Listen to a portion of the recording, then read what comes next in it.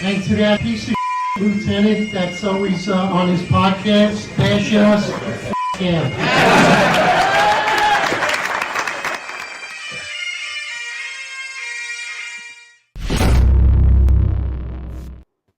All right, we're live. Good morning. Top of the morning to our friends and listeners already here with us this morning. Listen, let's get right into it. NYPD corruption probe update. We got a lot coming for you. Let's do it, John. Let's jump right into it. Early in the morning, 8:05 live, 5:05 Pacific time. Yeah, a lot of things happened yesterday, people. A lot of things happened. So we see Southern District's been very busy, huh? They lock up 2 fire chiefs. We're going to get into that. They also locked up Sean Diddy Combs. So take that. You know, one of Eric Adams' celebrity crushes that he gave a key to New York City to, and then rescinded it after people put a lot of pressure on him to do so. We're also going to talk about the reasoning that's being alleged that Lisa Zornberg stepped down. And I think there's a chance that we might get some breaking news on the NYPD front today, but let's keep that on the back burner. Eric, Sean Combs, unsealed indictment, so we don't know what it is. We know the feds raided him in March. A lot of things involving sexual assault, some rumors of sex trafficking. The video emerged of him dragging Cassie through the hallway. I believe that happened in LA. LA district attorney at that time said that he couldn't prosecute because it was past the statute of limitation, that the video hadn't came out till years later. But I think we both on the show alleged that, well, actually there's no statute of limitation on kidnapping, and clearly he held her against her will and dragged her back to the hotel room.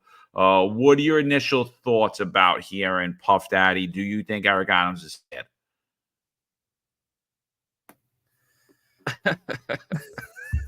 You got to laugh at all the stuff that's going on. It's just insane. Again, this could be the largest corruption scandal, not only in the city, but the entire state, and actually for the entire country in U.S. history, because it's just one probe after another. I think what's a good reflection about what's going on with Sean Puff Daddy, or Puff P. Diddy, whatever you want to call him, is that it just shows that Mayor Eric Adams is no longer in charge, and he definitely had no input on the appointment of the interim PC, because Eric Adams does not like to back down from tyranny. He wants this to be his show. And this is another indication right here that he wants it to be his show. I don't think Eric Adams is scared at this point. I think that he put all his useful idiots in the right spot. And then when he wants, it's time, he'll just point his fingers around and put blame on others. I don't think Eric Adams is worried.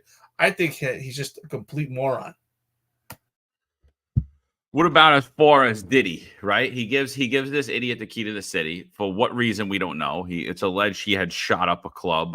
We have women saying that this girl, Shine, that's a rapper, Shine, actually confessed to it, and Diddy paid him. But we had a victim, a woman who was shot, who fingered Diddy. She said, I told the New York City Police Department that it was Puff Daddy, but this other guy went to jail for it. What do you think about Eric Adams having a relationship with him when clearly police officers aren't allowed to associate with known criminals? But in the Adams administration, if you're at the top, you're perfectly allowed to associate with known criminals. And what's the message of him even giving him the key? Even like, what did Puff Daddy do to deserve the key to New York City, in your opinion, do you think? That was a question that I had. I had the same question as you. Same thing as our friends and listeners to the podcast. You're saying, what the hell is this guy getting a key to the city? But again, it's another indication of the mindset and the characteristics of Eric Adams. Sometimes we say we don't know what he's for or what he's against, but we sure as hell know he's not for good character and he's not for integrity, because everyone in and around his circle has low integrity, especially when we highlight Timothy Pearson. I mean, that's someone who should not be in your circle. And yet we give a key to P. Diddy under the highlight and the spotlight that he's under. And you and I identified it way before the news came out with it, that in fact, that was kidnapping. There's no statute of limitations. And again, just another indication that we've had our finger at the pulse. We're not trying to take credit, but we're just trying to solidify what's the truth and what's reality and what's actual perspective. Absolutely. So, guys, Pat Donahue's kids, he's selling chocolate bars as for the fundraiser to pay for his class trip. The box is at the desk. Thank you guys for your support. Appreciate it. We're not allowed to push that because we're supervisors. We can't ask for our kids, you to buy our kids chocolate bars. All right. But we got ours behind the desk. All right. Hassan, good morning, guys. So, yeah, listen. So Diddy's arrested in New York. I don't know that it's related to what happened in LA. I don't think New York, the Southern District's really going to even look into that. So there must have been things that happened in the confines of New York State is why the Southern District's going after him. Let's get into the article a little bit. Like I said, it's sealed right now. The indictment's sealed. It should be unsealed at some point while we're doing the show. When that happens, we'll bring it to you. I also think we will get some breaking news here on the NYPD front, possible indictments coming down on that end as well. So Sean Diddy Combs arrested in New York. His attorney tells CNN. Music mogul Sean Diddy Combs, who has faced a parade of sexual assault lawsuits and a federal human trafficking probe in the last year, has been arrested, the producer attorney tells CNN. Combs was arrested Monday night at Park Hyatt Hotel in Manhattan and taken into custody by Homeland Security investigators, a source familiar with negotiations for his surrender told CNN. Why do you think Homeland Security locked them up?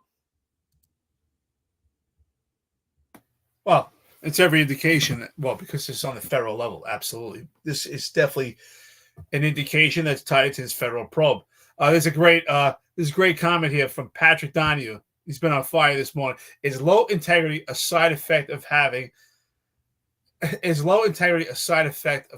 low integrity? I think he meant is low testosterone, but either way, I mean, it's just another indication this is a federal probe. And again, I think that this could potentially be the largest corruption scandal we see on not only the city level, but for the entire country. I mean, this just spreads deep on every level, not just law enforcement. We're seeing now shrouds of corruption when it comes to the fire department. We're seeing it. Anyone that has a connection to Adams. The bottom line is Adams is like, remember years ago, Kevin Bacon as an actor, they used to say he's the seven degrees of separation. This guy's connected to everybody when it comes to the Actors Guild. Yeah. It seems Eric Adams is the same way. Every connection that he has is something negative. Can someone at this point tell me during his tenure, tell me something? Please tell me how he became the mayor of New York City. We're losing Eric here. So the reason I was asking about Homeland Security is they are the investigative arm for any transnational crimes, smuggling of drugs, sex trafficking, human trafficking. And we know that there was an investigation into that. So Homeland Security taking Diddy in is a big problem. It appears that one of those crimes is what it would be. Why else? I don't think Homeland would even get involved. I don't think the Southern District needs Homeland to pick people up for them. My question is, and I think the question on all of our minds, because the Southern District has really had their finger on top of public corruption, is the arrest of Diddy tied in to anything that's going on in New York City as it relates to the Adams administration? And I think that's what's weighing out the most. Eric, I don't know if you heard me, but I was talking about how Homeland Security is really the investigative and arrest arm of anybody involved in human trafficking, and it's Diddy's basically under investigation for human trafficking. So I mean, we don't know at this time what he was arrested for, but I'm going to take a guess and say it has something to do with that. Absolutely, we don't know, but there's every indication, and also the timing is just impeccable, and there's every reason to believe that it's connected.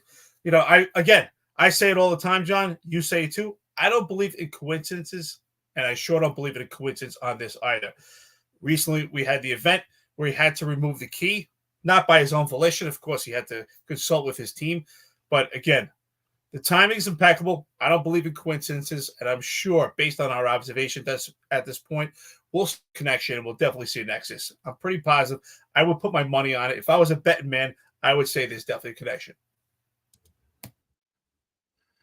Yeah, I think it would be stupid to not be thinking along those lines at this point. I mean, I think that's 100% what's going on. I think that's the way I'm looking at it. I'm looking at why is he even looking at Diddy?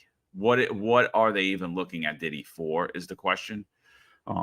We had a big notable retirement yesterday. I believe a few. SC brings it up here. He says Caban left, Chief Pinto resigned. I haven't seen any allies resign yet.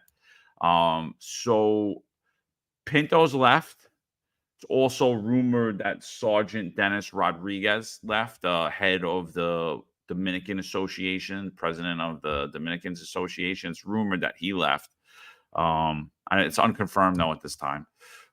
He's a close Caban ally. I think everyone says that kind of makes sense. Both of those people leaving just because they are allies of Caban. They've been around them basically as he moved up the ranks. Pintos came back to work for him, right? Pintos retired, and then he came back once Caban became the police commissioner. So, and then Dennis Rodriguez, it's been rumored to have been around him his entire career, like his right-hand man or his left hand, and Pintos is his right hand, however you want to say it. So those people left, and I think that makes sense. There it is rumored. Well, it's not. I don't think it's rumored for Pintos. I believe that an article came out that his phone actually was taken in the federal corruption probe. I don't know about Dennis Rodriguez if it actually came out, but that's the rumor that his did. So Adams' allies, John Schell, in an unhinged, what I believe to be drunken statement, went out on his social media account on August 5, 2024, when I had first put out that Ed Caban, it's rumored that Ed Caban would be leaving and who's going to be the next PC. So that night, John Schell, while my image in my head is he's at Salty Dog having a few, kicking back, he tweets this. He tweets a bunch of things. He puts some cryptic hashtags, two notable hashtags, BMS, right? Because I worked at the building maintenance section, and EDW, a nickname that Cop Watch gave to Eric Dimwit. But before the end of that tweet, after he lied about all the crime numbers and he talked about being unhinged and all these other different things, he wrote this statement, a very prophetic statement. Don't think anyone is headed over to 233 Broadway anytime soon. Eric, is this statement going to hold true? Well, first of all, it already aged very poorly, right? Because we've had the police commissioner step down and those closest to him. What do you think about Adams' allies stepping down? Do you think we're going to see any more step down? Good morning, Latina. Latina said more will be leaving. At Oliver 911. Morning, guys. Nighthawk 13666. Where were you for roll call, my brother? Listen, it's exactly what I said before the corruption probe actually became public. John, if you remember what I said, and I actually tweeted it back to John Schell, what I say, you're right. You guys aren't headed for 233 Broadway. You're headed for 500 Pearl Street, because there was every indication that things were starting to heat up. You and I have had our finger on the pulse for the past 2 years, identifying the appearance of impropriety and every indication that this is a corrupt administration. We faced extreme opposition. We were called rats.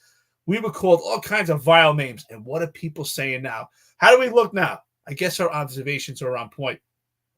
Again, this is a clear indication that Adams' allies, which are useful idiots, are starting to unravel at this point.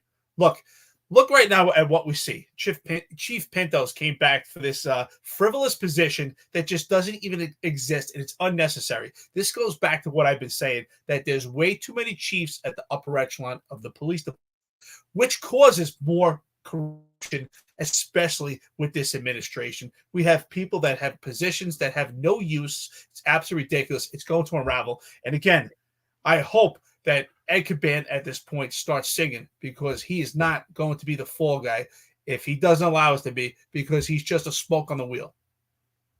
Well, it's funny. We had we had an episode. I think we had 2 episodes called "The Fall Guy," and we had Shell as the face of it. And those episodes were about the car pursuits.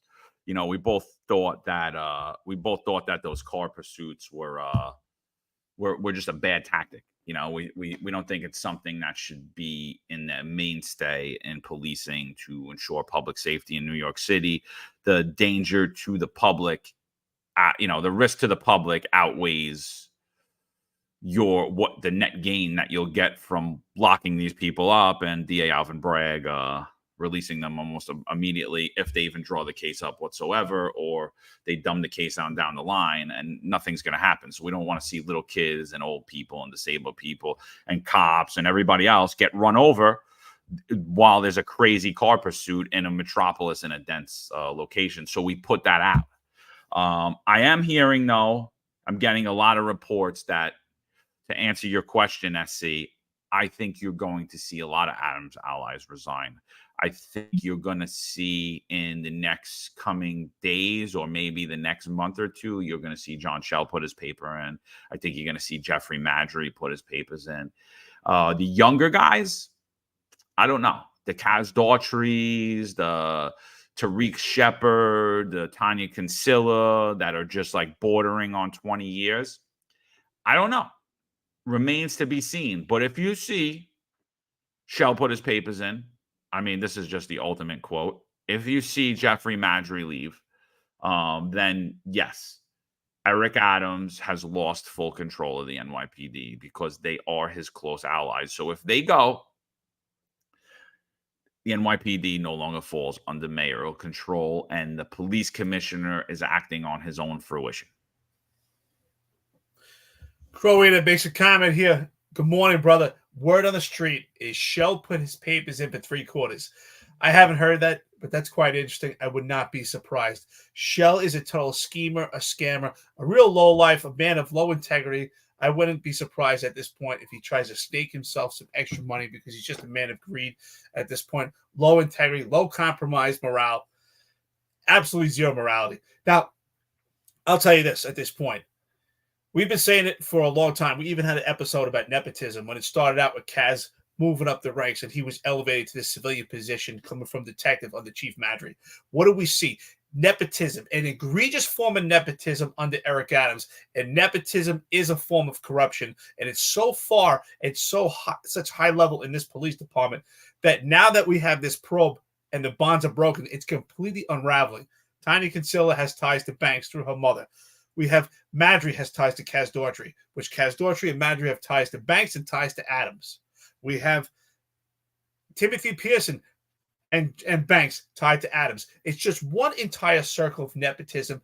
And as this unravels and the bonds break, it just shows another indication that the system is completely flawed right now, not because of the system itself, because you and I both agree that it's because the people that have been put in the system have completely deteriorated the system. And that's why this interim PC, which I believe has no concern for operations, which makes sense. He's not going to be your operational PC. He's there just to clean house, babysit, and get this to the point where we can have some people that we could trust. And that's it. That's his only purpose, at least based on my observations. Yeah, big shout out to Loud Labs, New York City, Adam Loud Labs. He was on this show a few months back. We did an episode about the encryption of NYPD radios. My stance and Eric's stance that we believe that the encryption of radios actually takes away from public safety. It removes transparency, and although it's being sold as it will make for a safer environment for the rank and file, we're actually saying the exact opposite. We believe that the encryption of radios actually makes it for a more dangerous environment for the rank and file of the NYPD.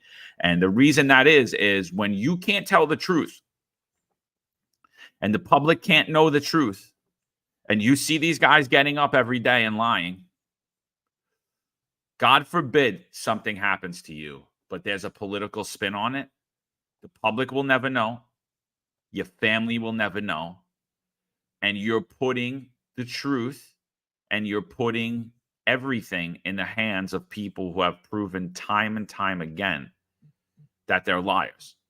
When you could walk out on a stage and say, everything went according to plan. Hats off to the team. When you had a mass shooting on a parade route and tell everybody how safe the day was, when you had multiple shooters open fire on a parade route, you had 5 people struck, 1 person died. When that could happen and you have that, are you really going to put your fate in the hands of these people? And when we go backwards, well, hey, we can't give you the radio transmissions because you know what? It's a danger. It's a danger. We want to keep you safe. Or they want to keep themselves elected. One or the other. Hey, good morning, friends and listeners to the podcast, Loud Labs, New York City. Thank you so much. Again, like you said, he was on a prior podcast. Follow him. Check him out. Independent journalist. Does a great job putting out videos. Great job of putting out pictures. We had a great conversation. He's really been at the forefront, running around trying to get as much information as possible, especially during this administration where the media has been completely blocked out. So he's been a hustler. He's been out there getting the information firsthand. And you know what? I think, John, you and I are pretty fair. We gave an assessment and said pretty much we would be willing to compromise. We understand the encryption radio. For some, in their opinion, they believe this may be a safety measure. But I think you and I completely debunked it. And it just shows another level of lack of transparency for this administration. And what did we say, John? We both said, okay, we understand the media doesn't have to be there necessarily in real time. Maybe there could be a 5 to 10 minute lag just to give the police department an opportunity to respond to an emergency, get a perimeter set up before the media gets there. And this way it's a safe environment. But at that point, in close to real time, allow the media to start to do their coverage, because that's the only way that we have balance, accountability, and responsibility. But to have the media completely blocked out, it leaves too much room for omission and impropriety, and it leaves us to believe, well, are these crimes being reported accurately? And at this point, we are very suspicious if the police department reports these crimes accurately, and we have sufficient evidence in the past to actually reflect on that, such as juvenile illegals that were arrested for robbery, and it was not documented as a robbery as they did not file complaint reports and arrest reports, juvenile reports. So again, another indication of this administration that omits information to the public, which is a sign of corruption. 100%. So 82 FDNY says Homeland Security means sex trafficking. I'm going to agree with you. Sergeant Blue, he's he likes to always report. Sid Rosenberg reports that he's great friends with Puffy and he is heartbroken over the arrest of Puffy. I'm sure if we go back, he could talk about what good friends he is. That's why. Listen, it's the Sid and Friends show. I agree with you. Patrick Donahue says, can someone find the viral clip of Sean Combs driving through Times Square out of his SUV window after being given the key to the city?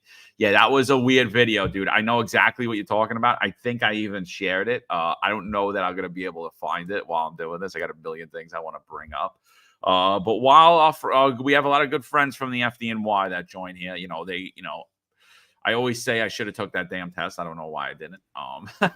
I just didn't know. I didn't have anybody that did any time. My mother was a school crossing guard, but I didn't know anything about police, and I didn't know anything about fire department. I didn't know anything about anything. But if I had to do it over, I would have took the FD test when all my friends took it. I was laughing at them. I'm like, I'm not taking no city job. And next thing I knew, I was a cop before they were even firemen. So, crazy how life works out. But so while we're on that, Eric had brought up to my attention right before we went live on here that reports coming out about Tucker. Is his name Tucker? The new FDNY chief. Robert Tucker. His name is Tucker, right? All right. I didn't know because we had so many Tuckers in the NYPD. I was like, am I getting that right? So a report just comes out in New York Post today about Robert Tucker. Let's bring that up. New FDNY chief ties to China emerge amid federal probe into foreign influence on New York officials. So, I mean, we actually spoke about this when he was appointed. And then I think after this, maybe we'll just go into those fire chiefs too that were arrested, all the stuff that we learned after that. But so we actually spoke about this.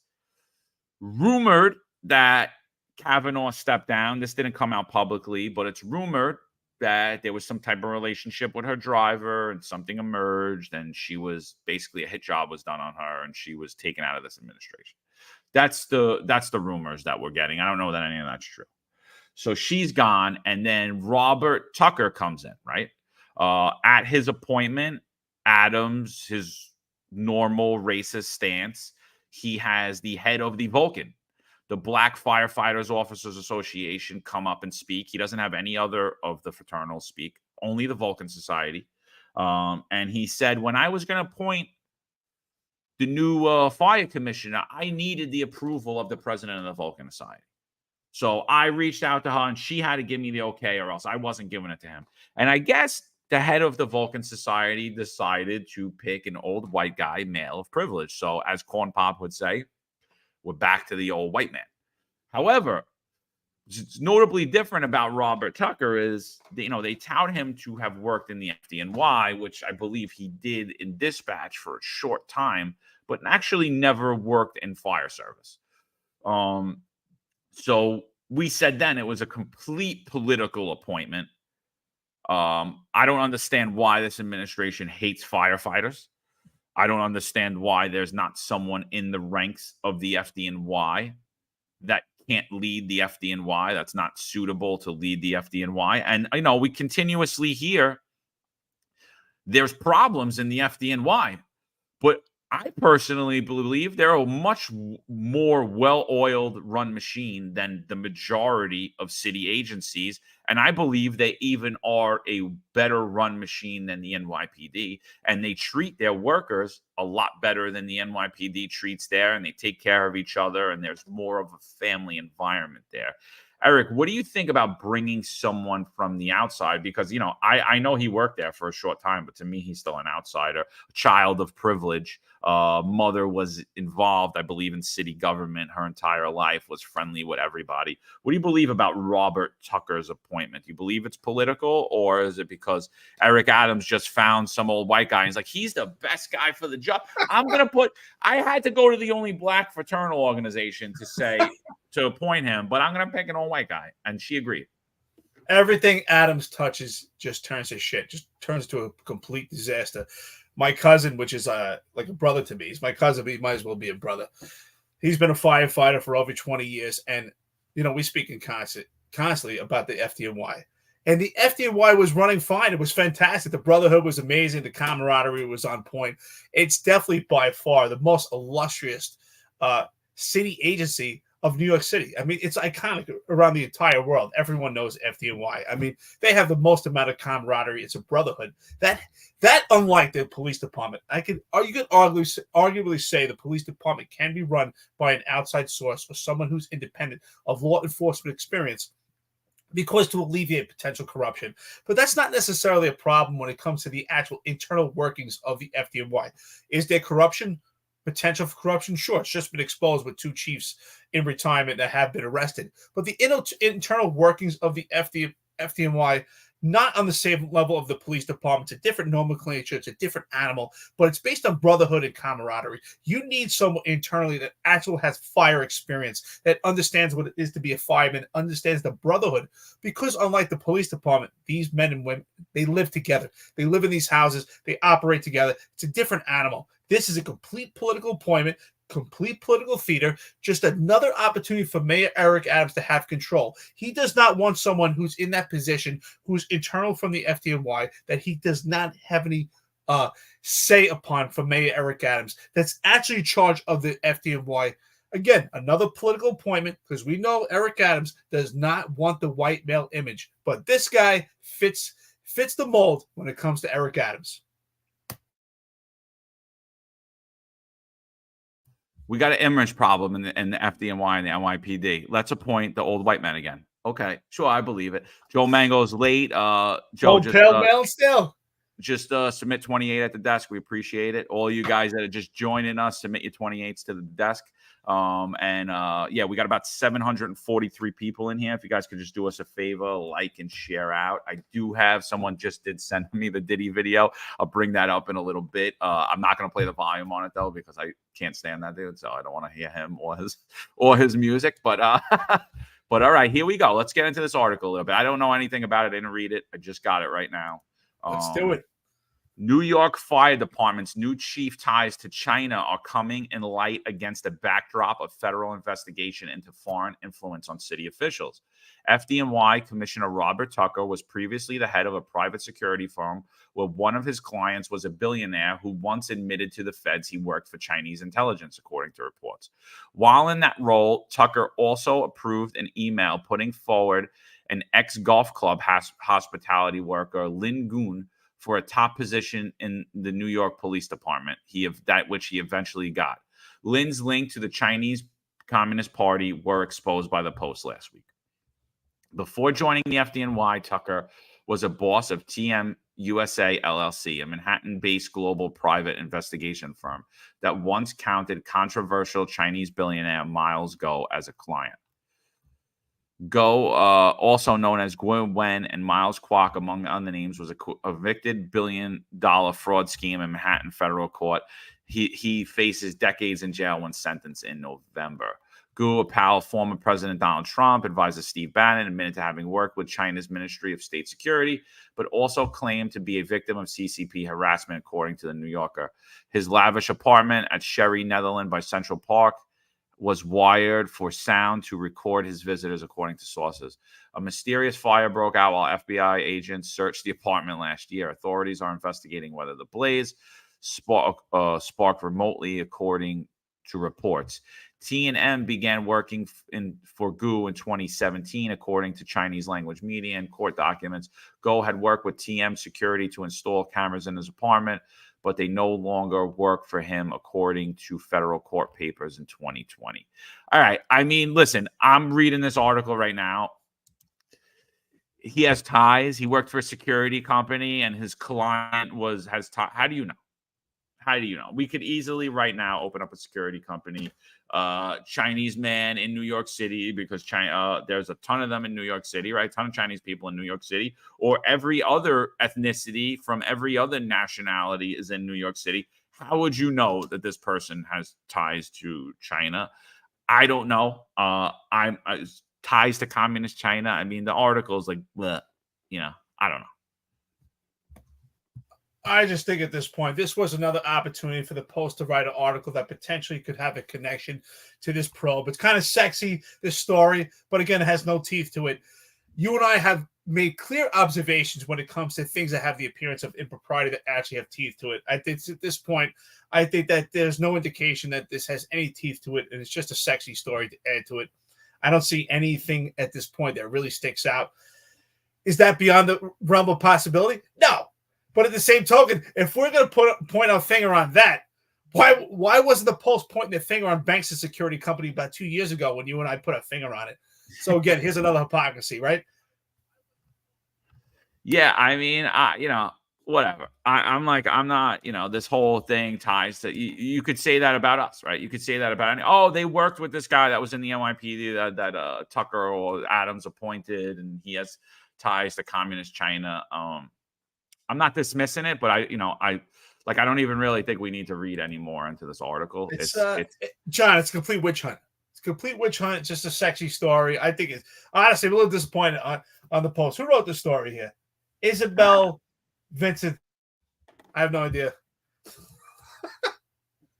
Yeah, I mean, that's not, I mean, whatever. You want to grab at straws, we could grab at straws all day, I could give everyone in New York City could possibly have ties to communist China. So it's I supervised a few of you guys too that were in that article. So yeah, but without a doubt, dude, your thing's bad. It's terrible. The Starlink is terrible. It's terrible. I had a line it this morning. I don't know. Thanks, Elon Musk. It's horrible. But yeah, so that's that's that with that. I listen, Tucker's a political appointment. Obviously, as Corn Pop said, we're back to the old white man now. I mean, I think that's the bigger story, is that like Adams sits there and he touts diversity, and then he makes these pure political moves. Again, we don't believe that he appointed the police commissioner, because that report that we put out from Marcia Kramer, where she said it was an ask from federal prosecutors, which is more like a tell to appoint what's his face, to appoint the new police commissioner. So here's I'm gonna bring up to the stage Damian Williams. Here's what he had to say yesterday as part of a clip. This comes in from Dave Savella. Dave Savella writes, today, SDNY urged those involved in New York City corruption to cooperate and do it soon. Meanwhile, have any of the announced Democrats for New York City controller commented on the corruption? I'm going to answer your question, Dave. No, they haven't. And he says maybe they're busy cooperating after emailing, and he gives the thing. So this is what Damian Williams urges yesterday while announcing the arrest of 2 retired fire chiefs. I'll play that in a second. But yeah, he's urging people to come forward. To date, Justin Brannan, Jennifer Raj Kumar, and I forget the third candidate for controller, have not said a damn word about anything. Brad Lander, who's running for mayor, is now talking about the corruption around the contracts that Adams gave out. Mind you, he is the seated, elected New York City controller. He is technically the watchdog for the Adams administration when it comes to spending in New York City. So, Brad, if the corruption happened under the Adams administration, you're the guy responsible for letting it happen. So, yes, I agree with you. Corruption should be taken very seriously, and federal investigators should honestly be eyeing the inept and possibly criminal actions on your part instead of conducting the audits that you needed to do. Brad, you were out on the streets of New York every day protesting, doing your horrible dancing, and this is why what appears to be corruption, well, definitely incompetence was out there, but it was allowed to fester under your watch. So this is what Damian Williams says at that arrest. This is a weird statement here. So there's a lot more people involved in this scam right now. So here we go. If you are aware of and participated in corrupt activity in our government, now is the time to come forward and to get on the right side of the law. Earlier this year, we announced SDNY's whistleblower pilot program.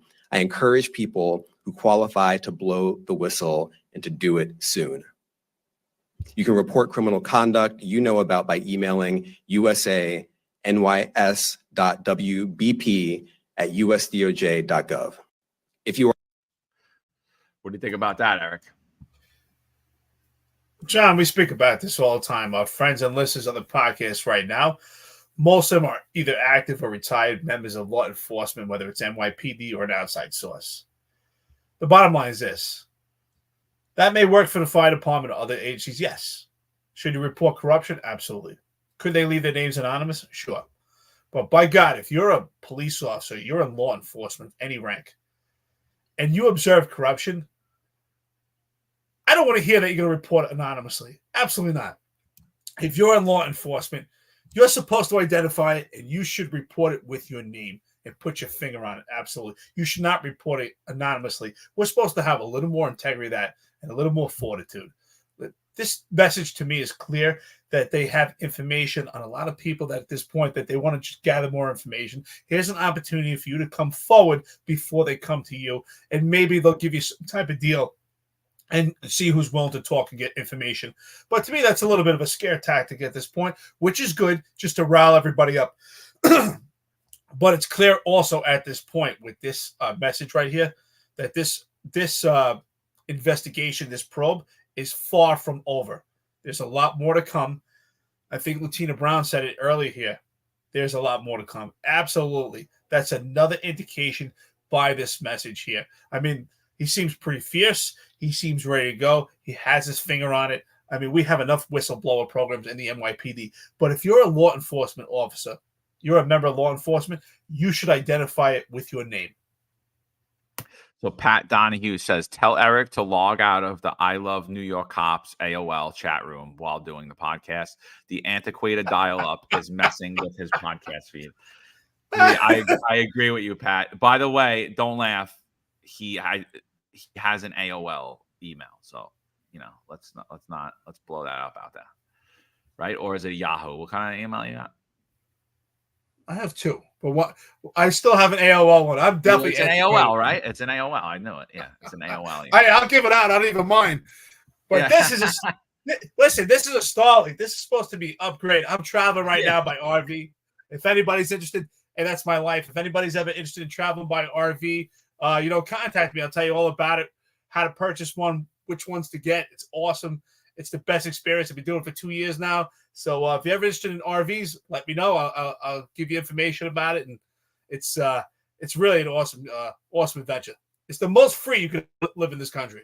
Yeah. No. Everything that Tesla makes is awesome. I was on the beach the other day on my pickup truck driving through the beach on a drive-on beach, and I watched a guy on a Tesla truck just completely stuck. And I was like, just like the Starlink, it works great. You can take it anywhere. It's great. I love it. Corn Pop says all I hear is the dial-up sound now. Corn Pop, she's on your team, John. Thank you, Corn Pop. Good morning. So here's another video. This comes also in from Dave. So Dave, thanks for all these great videos. He actually made a couple about the podcast as well. But this plays in. This is Damian Williams talking about the rest of two former retired FDNY chiefs and the pay-to-play scheme. And he says, is NYPD next? I'll tell you, it sounds damn familiar to what the hell was happening. Is it tied to the NYPD or to the Adams administration? I don't know. Possibly, but I don't know that. From what we hear here, it sounds like it was on its own, but unless we're missing a few details. So let's just play this video clip of Damian Williams talking about it. They allegedly created a VIP lane for faster service that could only be accessed with bribes. That's classic pay-to-play corruption. The defendants took advantage of a backlog at the BFP in approvals and inspections, a backlog that was caused by the COVID-19 pandemic. They saw an opportunity to put priority access to the BFP services up for sale.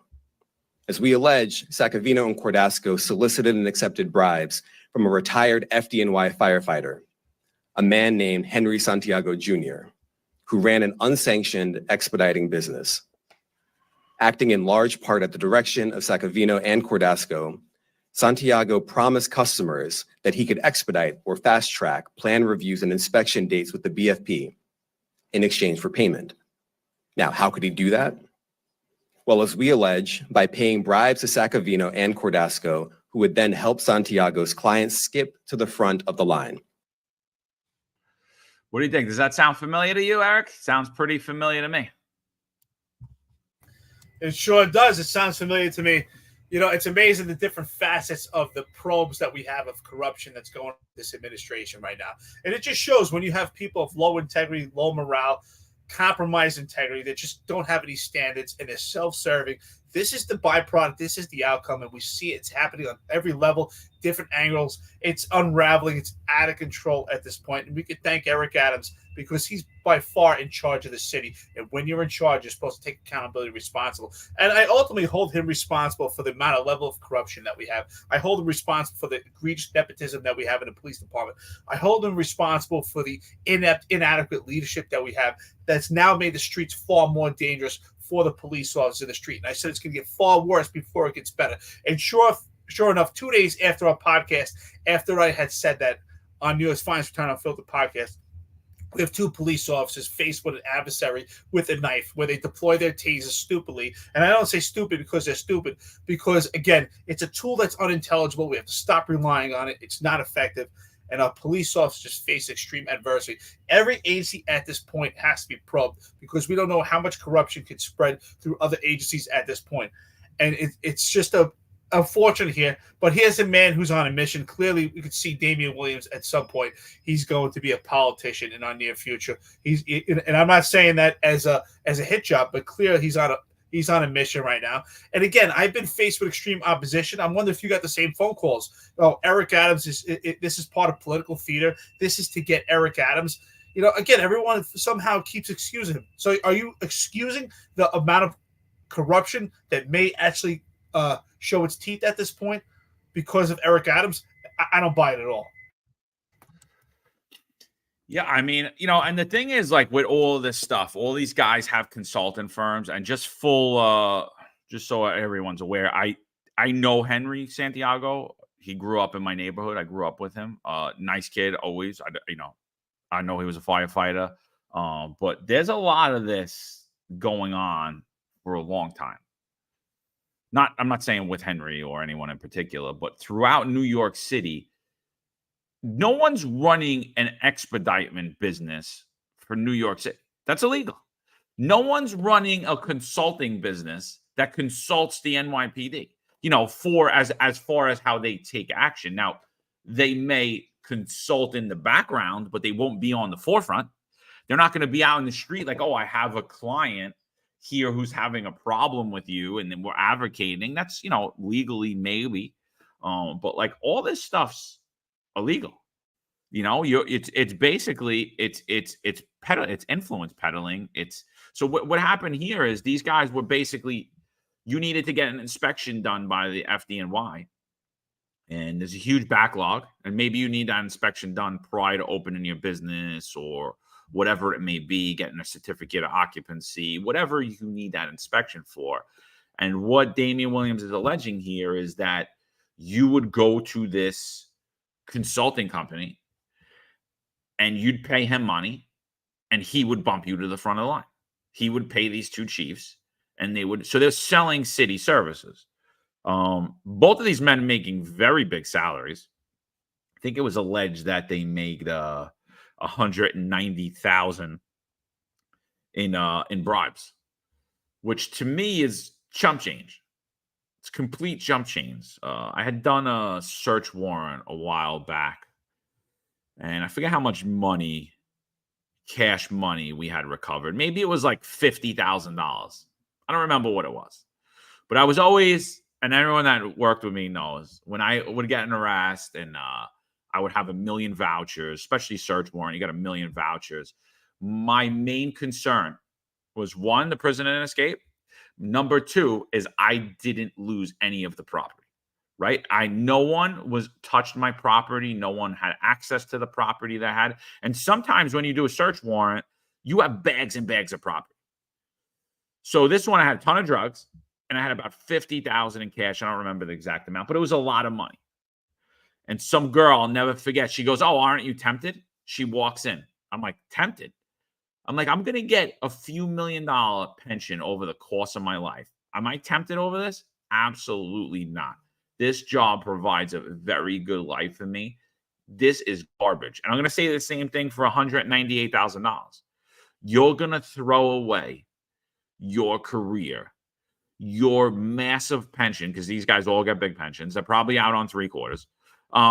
Running other businesses on the side. You're going to throw it away. For what? Like, greed is a terrible thing. If it's true what's being alleged, and it sounds like the evidence is there, I mean, you're a moron. You're a moron for what? What? To get yourself a pool that you didn't have to pay for? Like, when you could have paid, when you had the money to afford it anyway? It's greed. It's stupidity. I don't understand it. I'll never understand it. I won't. And I think that they should get the book thrown at them if it's true. And the same with the cops. Anybody you're taking bribes, I think you should get double what anybody else is getting. I actually don't even think they should. I don't even think the guy that was bribing you should get any time. I think you should get the majority of the time. Hey, top of the morning to our friends and listeners of the podcast. We're growing over here. Booster Malaka says, Eric drinking vodka. No, absolutely not. It's water, brother. It's 5:05 in the morning, but thanks. It's hot in the West Coast. I got to drink water, keep going through this. But absolutely, listen, I always say it, thieves get caught because the amount of level of greed. But again, what do we also see here is the common theme, John? The common theme is this, that the level of corruption that we see seeps through the entire department, and that they're using city resource money to actually fund their corrupted businesses. And again, this is something I'm curious. I don't know the nomenclature of the FDNY and how it works with this process, but if it's similar to the police process, where we have a 301 system that emanates through the entire department, this could be also something that emanates through the FDNY also, depending on how the system works and the level of communication. I suspect not necessarily. The FDNY operates completely different. Their level of communication, their sources are different. They do have less ranks, so it's a different animal. But the same token, thieves are greedy, and that's why they get caught. You know, you and I said the same thing. We talked about it yesterday. You have substantial pensions. How much more do you need? And the same goes for chiefs of the police department. Their pensions are so illustrious. How much more do you need? How much do you actually need to get, to continue your lifestyle? But again, it's just pure greed, and they'll never spend the money anyway. And it's sad that we've gotten to this point. But again, we see the common theme because we see that this administration has been riddled with private contracts. Again, I think it's another indication also of what's going on with New York City Sheriff Miranda. Again, with these private contracts and what level of corruption may be probed when it comes to these weed shops. It's also the same thing, utilizing police resources, what private contracts you get, what money is to gain by hitting these weed shops. This is all very similar to each other, but yet we see it on different angles. And again, I don't want a corruption probe that rips the entire city and the state, because everyone's going to be affected by it. We may see the city in complete financial ruins once it completely gets uncovered. But again, at the same token, sometimes it has to get worse before it gets better. Yeah, I mean, I'm not jumping up and down about it, but if what's being alleged is true, I mean, then the city needs an enema. It needs a complete enema, because this is bad. It's every level of government, and then you're not getting services. You're a normal, straight up businessman, and you can't get help. You can't get help with your business, and as much as I knock them getting rid of the March program. When I look at it from a business owner standpoint as well, it wasn't perfect. It definitely wasn't perfect. And there were things that happened too that weren't right. And these guys are left in court, like business owners left in court, dealing with tons of fine, trying to keep their businesses open. And, owning a business isn't all it's cracked up to be either. Even if your business is successful, and you make a lot, the business makes a lot of money. As an owner, you don't actually make a lot of money, and you're working your ass off, So, there were definitely things about it, but if you have to pay to get an inspection done, not the city, by the way, you have to pay an unknown entity to bribe people. If you have to pay a consultant to have the NYPD lay off you, we don't live in America. We live in a third world country. That's what dictatorships do. That's a corrupt place. It's not a sane place. This is basically, if all of the stuff that's being alleged is true, it's third world. We live in a third world. New York City has become a third world under the Eric Adams administration. So let's see if this FDNY probe comes over. Let's see if it comes over and bleeds over, and there's some connection to the NYPD. Because again, I don't believe that what's being alleged just started when Ed Caban became the PC. I don't believe that what started just happened. I believe there's been a lot of influence peddling for years involving the upper echelon of the NYPD and the politicians. So let's see if this bleeds over. Again, like we said, I'm pretty sure in the thing it was that I'm pretty sure what's being alleged is that this consulting company that consulted the NYPD could also save you from the state liquor authority, the FDNY, the Department of Buildings, the Department of Health, so on and so forth. And apparently that's been in place for a very long time. So there might be some bleed through with this. We don't know. We don't have any of that yet. As it comes, we'll bring it to you. But right now, still up in the air. This looks like a standalone. This looks like there appears to be a standalone at this point, but it's very fishy that all this is coming out at the same time. Well, I was actually going to say that. I'm so glad you went into that. So based on my observations, I believe that this all has a nexus to the removal of the March program and into the Cure program. Because as we listen more into this, what was the March program? The March program was a multi-agency response to coordinated hotspots. So when the March program was actually met its inception, it was supposed to be intrusive police work at nightlife locations to avoid quality of life conditions at these locations, also to avoid shootings that were emanating because of nightlife locations, and also rapes. So who responds when it comes to these incidents, right? They're unannounced, right? You have the police department responds along with the fire department, along with the Department of Buildings, along with the SLA. They respond to these nightlife locations to a full court inspection. Now, I will say, I think on the onset, the ideology is great. And for the most part, I never saw it as a revenue business. I did see its purpose, and it was utilized properly. But there were times also with the March program in this response that there were summonses issued just to justify their existence, right? There are times that they go to nightlife locations and they find out the location is running properly. It's operating well. It might have just been some complaints and other calls from other nightlife locations for competition purposes, to put them out of business, to help another nightlife location. Because usually when you see nightlife locations, they're all in close proximity to each other, just like you would see with Home Depot and Lowe's. But this is what's going on right now. We see the correlation. The fire department, the police department, they all agreed that Cure was a better opportunity for these businesses. And it also could be because some people see the opportunity to make money on their own private business as they're selling goods, which are the police department and the fire department in itself. So I think this could have a clear indication. It could have a nexus. And based on our observations, it seems to be fruitful and it seems to make sense. Yeah, I agree.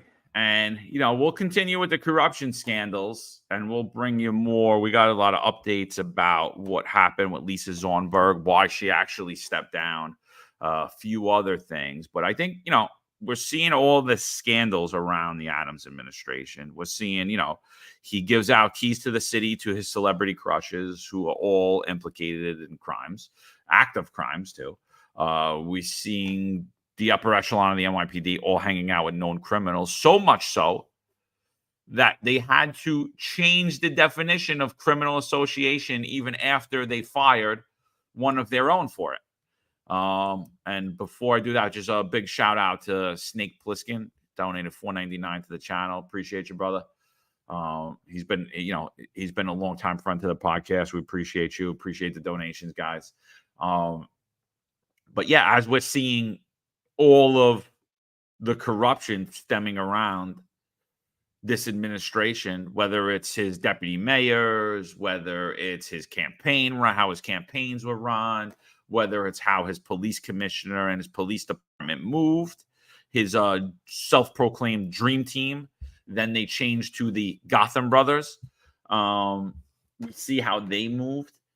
What's happening? Crime's rising, even though for the most part, the majority of the mainstream corporate media continue to say how crime's down when in fact it's not. And they continue to tout that major crime's down when in fact it's not. It's up over 30% since Eric Adams has taken office. And we showed you the numbers, and that's not us doing our own data. That's the NYPD's own numbers. Best source that we use is whitecollarfraud.com, brought to you by Sam Antar. He uses the NYPD's own numbers.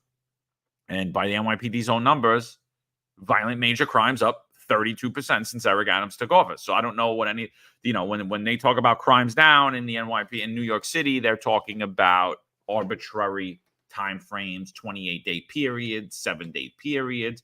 They remove crimes, they remove years. You remember the famous when the chief of transit just like let's remove the years of the pandemic. And then if we remove the years of the pandemic, we're at or near historic lows. And none of that's true, right? Murders up almost, murders in subways are up at a 25-year high. I mean, they're at, for 25 years, we haven't seen murders this high in New York City subways. And then we just had the shooting with the New York City police officers 2 days ago. And we're going to bring you a little bit more into that as well. Shooting where it was a friendly fire shooting. 2 innocent bystanders were shot. A lot of public outcry because of that. Everyone's talking about, we'll get into that. But look at this. And this is something that we've been saying over and over and over again for those of you that have been tuning into this podcast from the beginning, is that response times are through the roof. And that's another thing when we talk about encrypting these radios, that what they don't want, what this administration doesn't want you to hear, is someone calling for help, multiple people calling for help, and no cops are going. New Yorkers are waiting the longest they have in decades for the NYPD to respond to 911 calls. The longest. That is by far, even if crime was down, which it's not, it's up significantly, even if there was no corruption scandals, which there are numerous, even if that's true, this is a huge failure on the part of this administration and a part on the people who walk with their chin in the air, calling themselves the Dream Team. Well, before I go into that, I just want to thank Loud Labs New York City for being a friend and listening to the podcast. He's on right now, and he actually just said someone took off with a knife. Cops are still looking for that perp and that knife. Follow Loud Labs New York. Great journalist, great independent source. Great job getting those and obtaining information, especially with this media blackout. Loud Labs, we're going to get into that. I hope that you stay on long enough. I don't know what your morning looks like, but we're going to get into what happened on the train. And when we do, I hope you're still on. So if you can provide any further information that you might have obtained that we're not knowing at this point, we appreciate it. So I hope you stay with us. So let's get back at this point to this 911 system. Absolutely.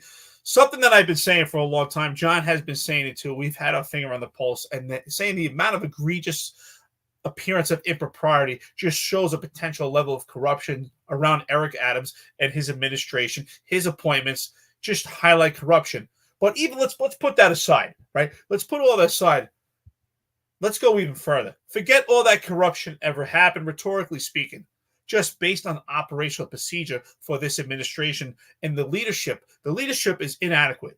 The leadership is inept. We have another problem is that they're omitting information to the public. They're not transparent, especially in the day of transparency, and they lack the ability to tell the public the truth. They just gaslight the public on every level.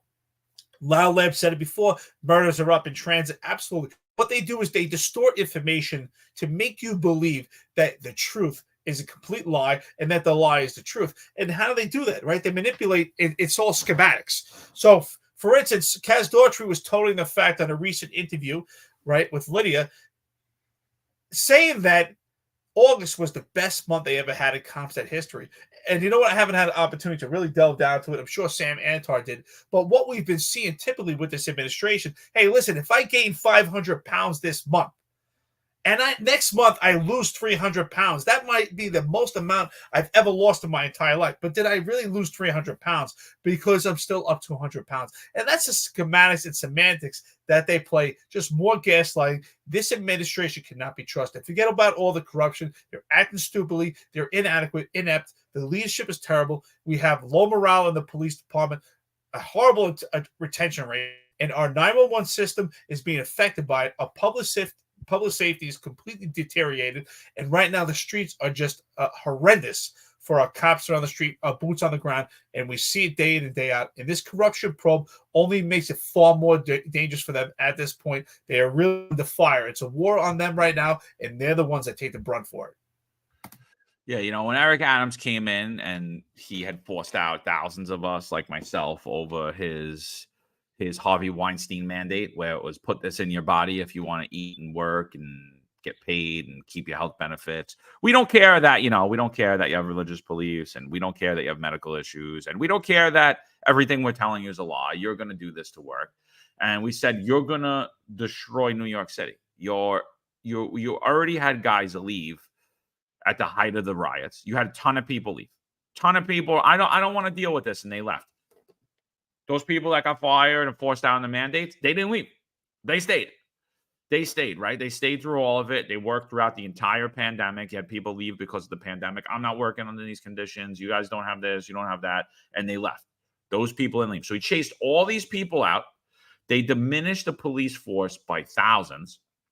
Eric Adams comes in and he's like, we don't got no problems. You know what we'll do?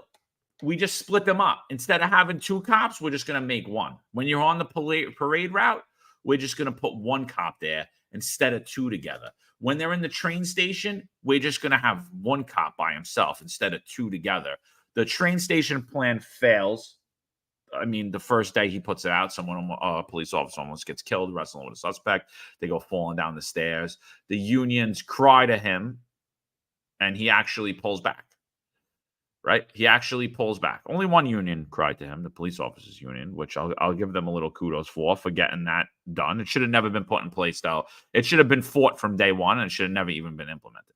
But so we almost get a police officer killed for that. And then the same thing on the parade route, right? We don't want any of you guys gathering up. And then what do we see? A mass shooting occurs at a parade route. And Adams is telling you, no, we did a great job. So let's get in this article a little bit.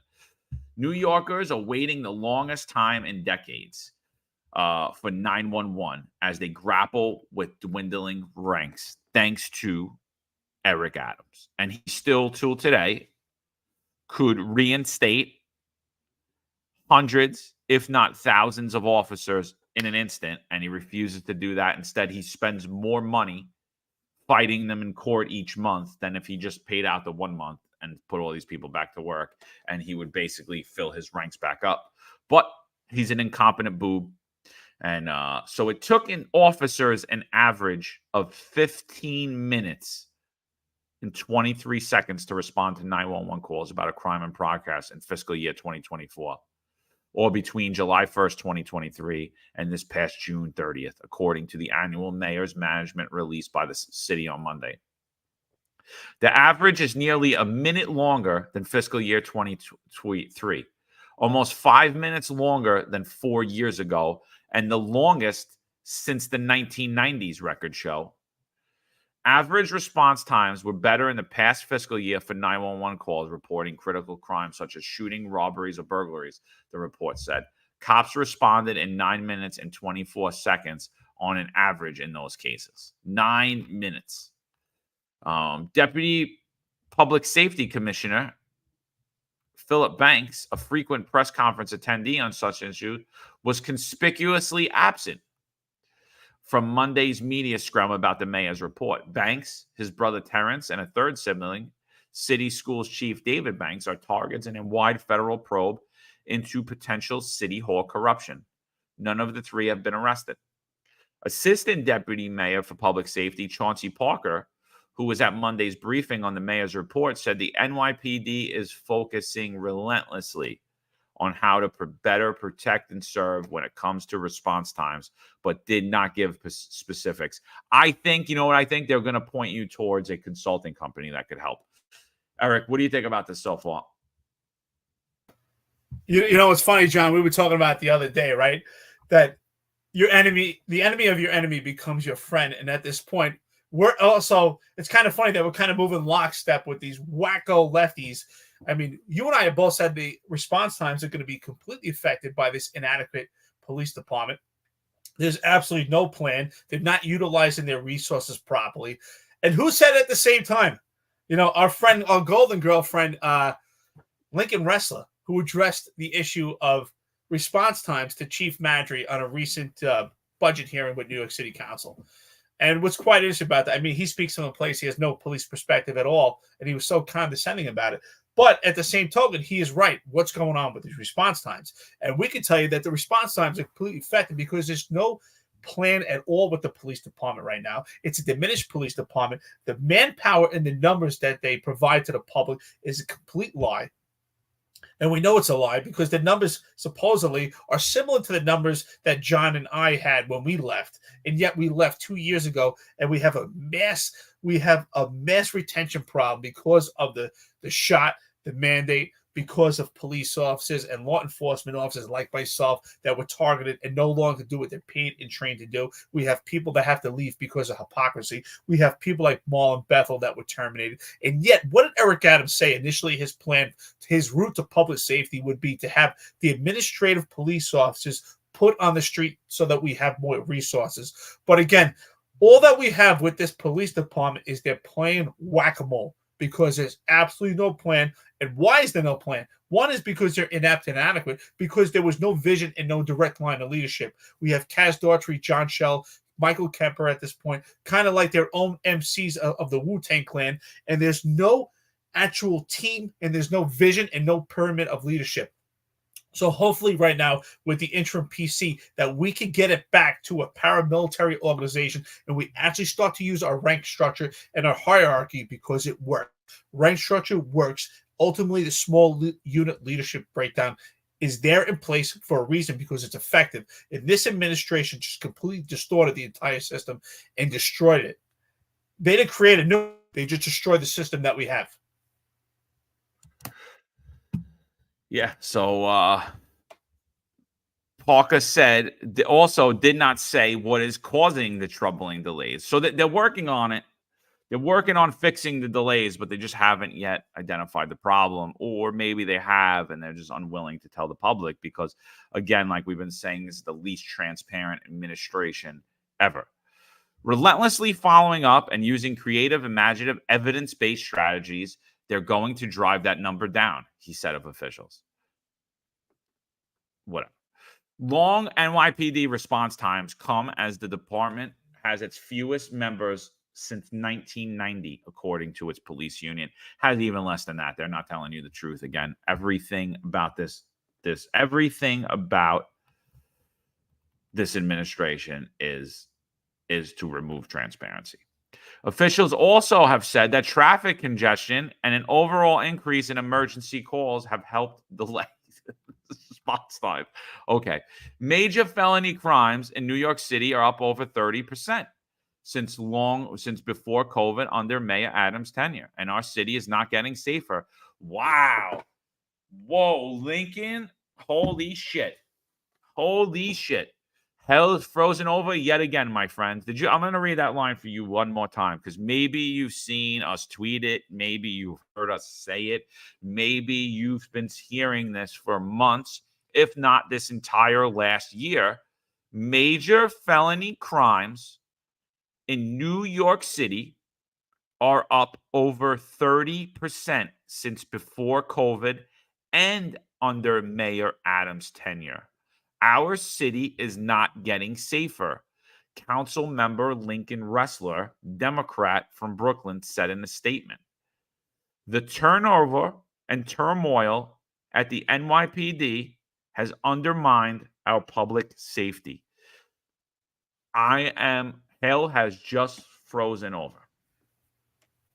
Hey, John, did you ever think that you and I would be in lockstep with these wacko lefty Democrats and we'd actually regurgitate the same information? But I will say, thank God they're fans of this podcast, that they're watching and they actually looked into it, see that these crime numbers are actually completely distorted. They've been gaslighting the public. The entire administration, along with this other corruption probe, they've been lying to the public about their numbers, completely manipulating them. And who's doing the bidding for them as they manipulate the numbers? Michael Kemper, your former chief of transit, who coincidentally, happened to leave now in his retirement. I'm sure his pursuit of retirement was now, as he was so expressive about his gun detection scanners, and immediately he ran out the door. John Schell, Kaz Daughtry, just more gaslighting. Absolutely. Hey, good morning, Sherry. Sherry, how you doing? Dan Romania. We got some good people over here, good friends and listeners to the podcast. Brian Johnson, good morning, everybody.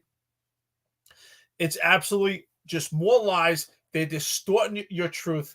It's all bullshit. And they should be held responsible and accountable. John Schell, Kaz Daughtry, shame on you, especially those two at the forefront, the Gotham brothers. Just complete lying. And thank you to our friend Sam Antar. But again, John, are you shocked? I can't believe it. I never thought that you and I especially Lincoln Wrestler, man. He's probably one of my biggest nemesis when it comes to the city council, that we're talking about the same information.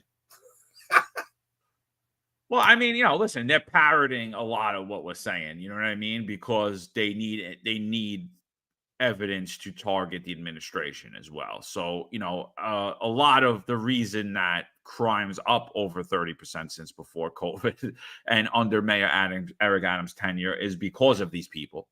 So it's just, but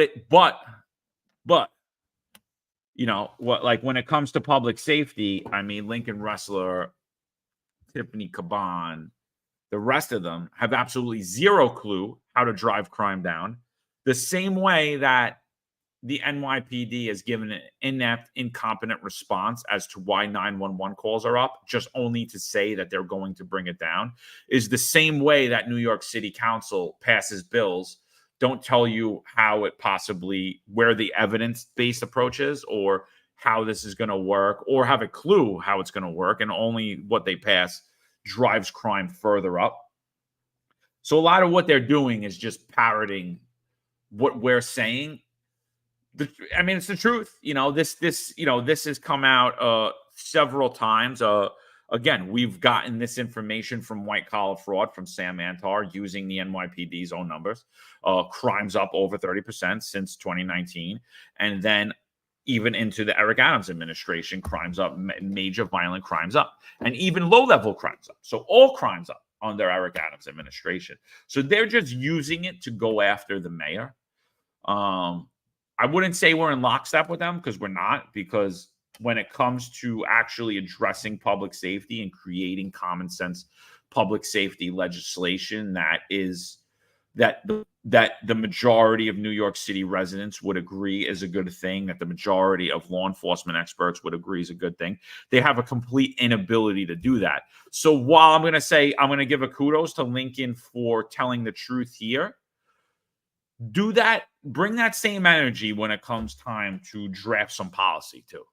Bring that same energy when it comes down to, then maybe you should parrot some of the things that we're saying on this podcast as well, not just when it's to attack your enemies, because that's what they're doing. Like, that's what they're doing. But it is crazy to see him make a statement that we've been quoted saying time and time and time and time again. So yeah, it's a wild time in New York City. It's definitely a wild time in New York City.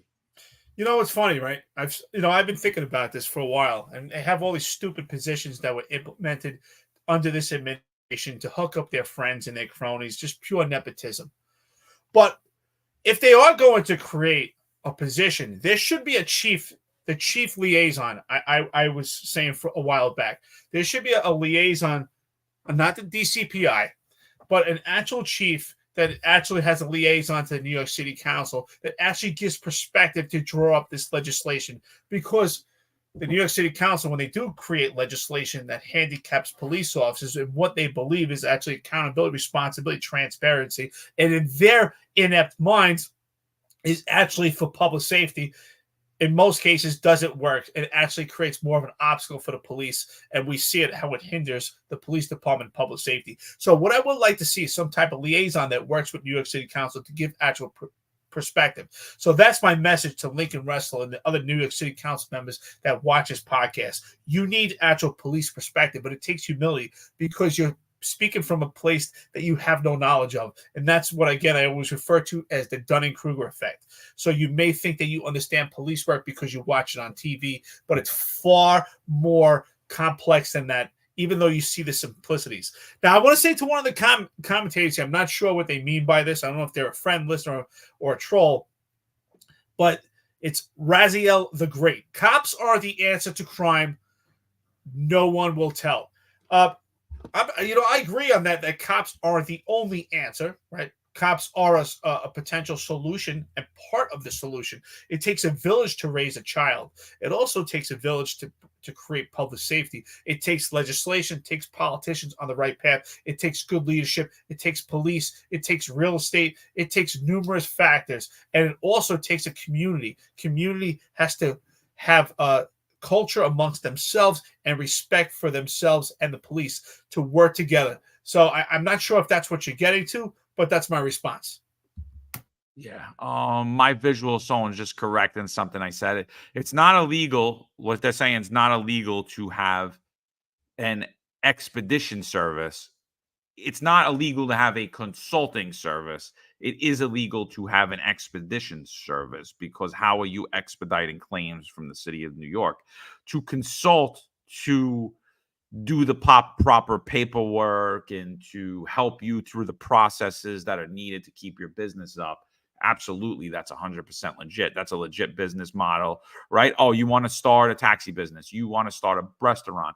I could consult you. Those are legal things, right? Could walk you through all the paperwork, because all these processes are convoluted. You want to get a food truck? Oh, I'll pay me. I'll help you get the licenses, and I'll help you do that.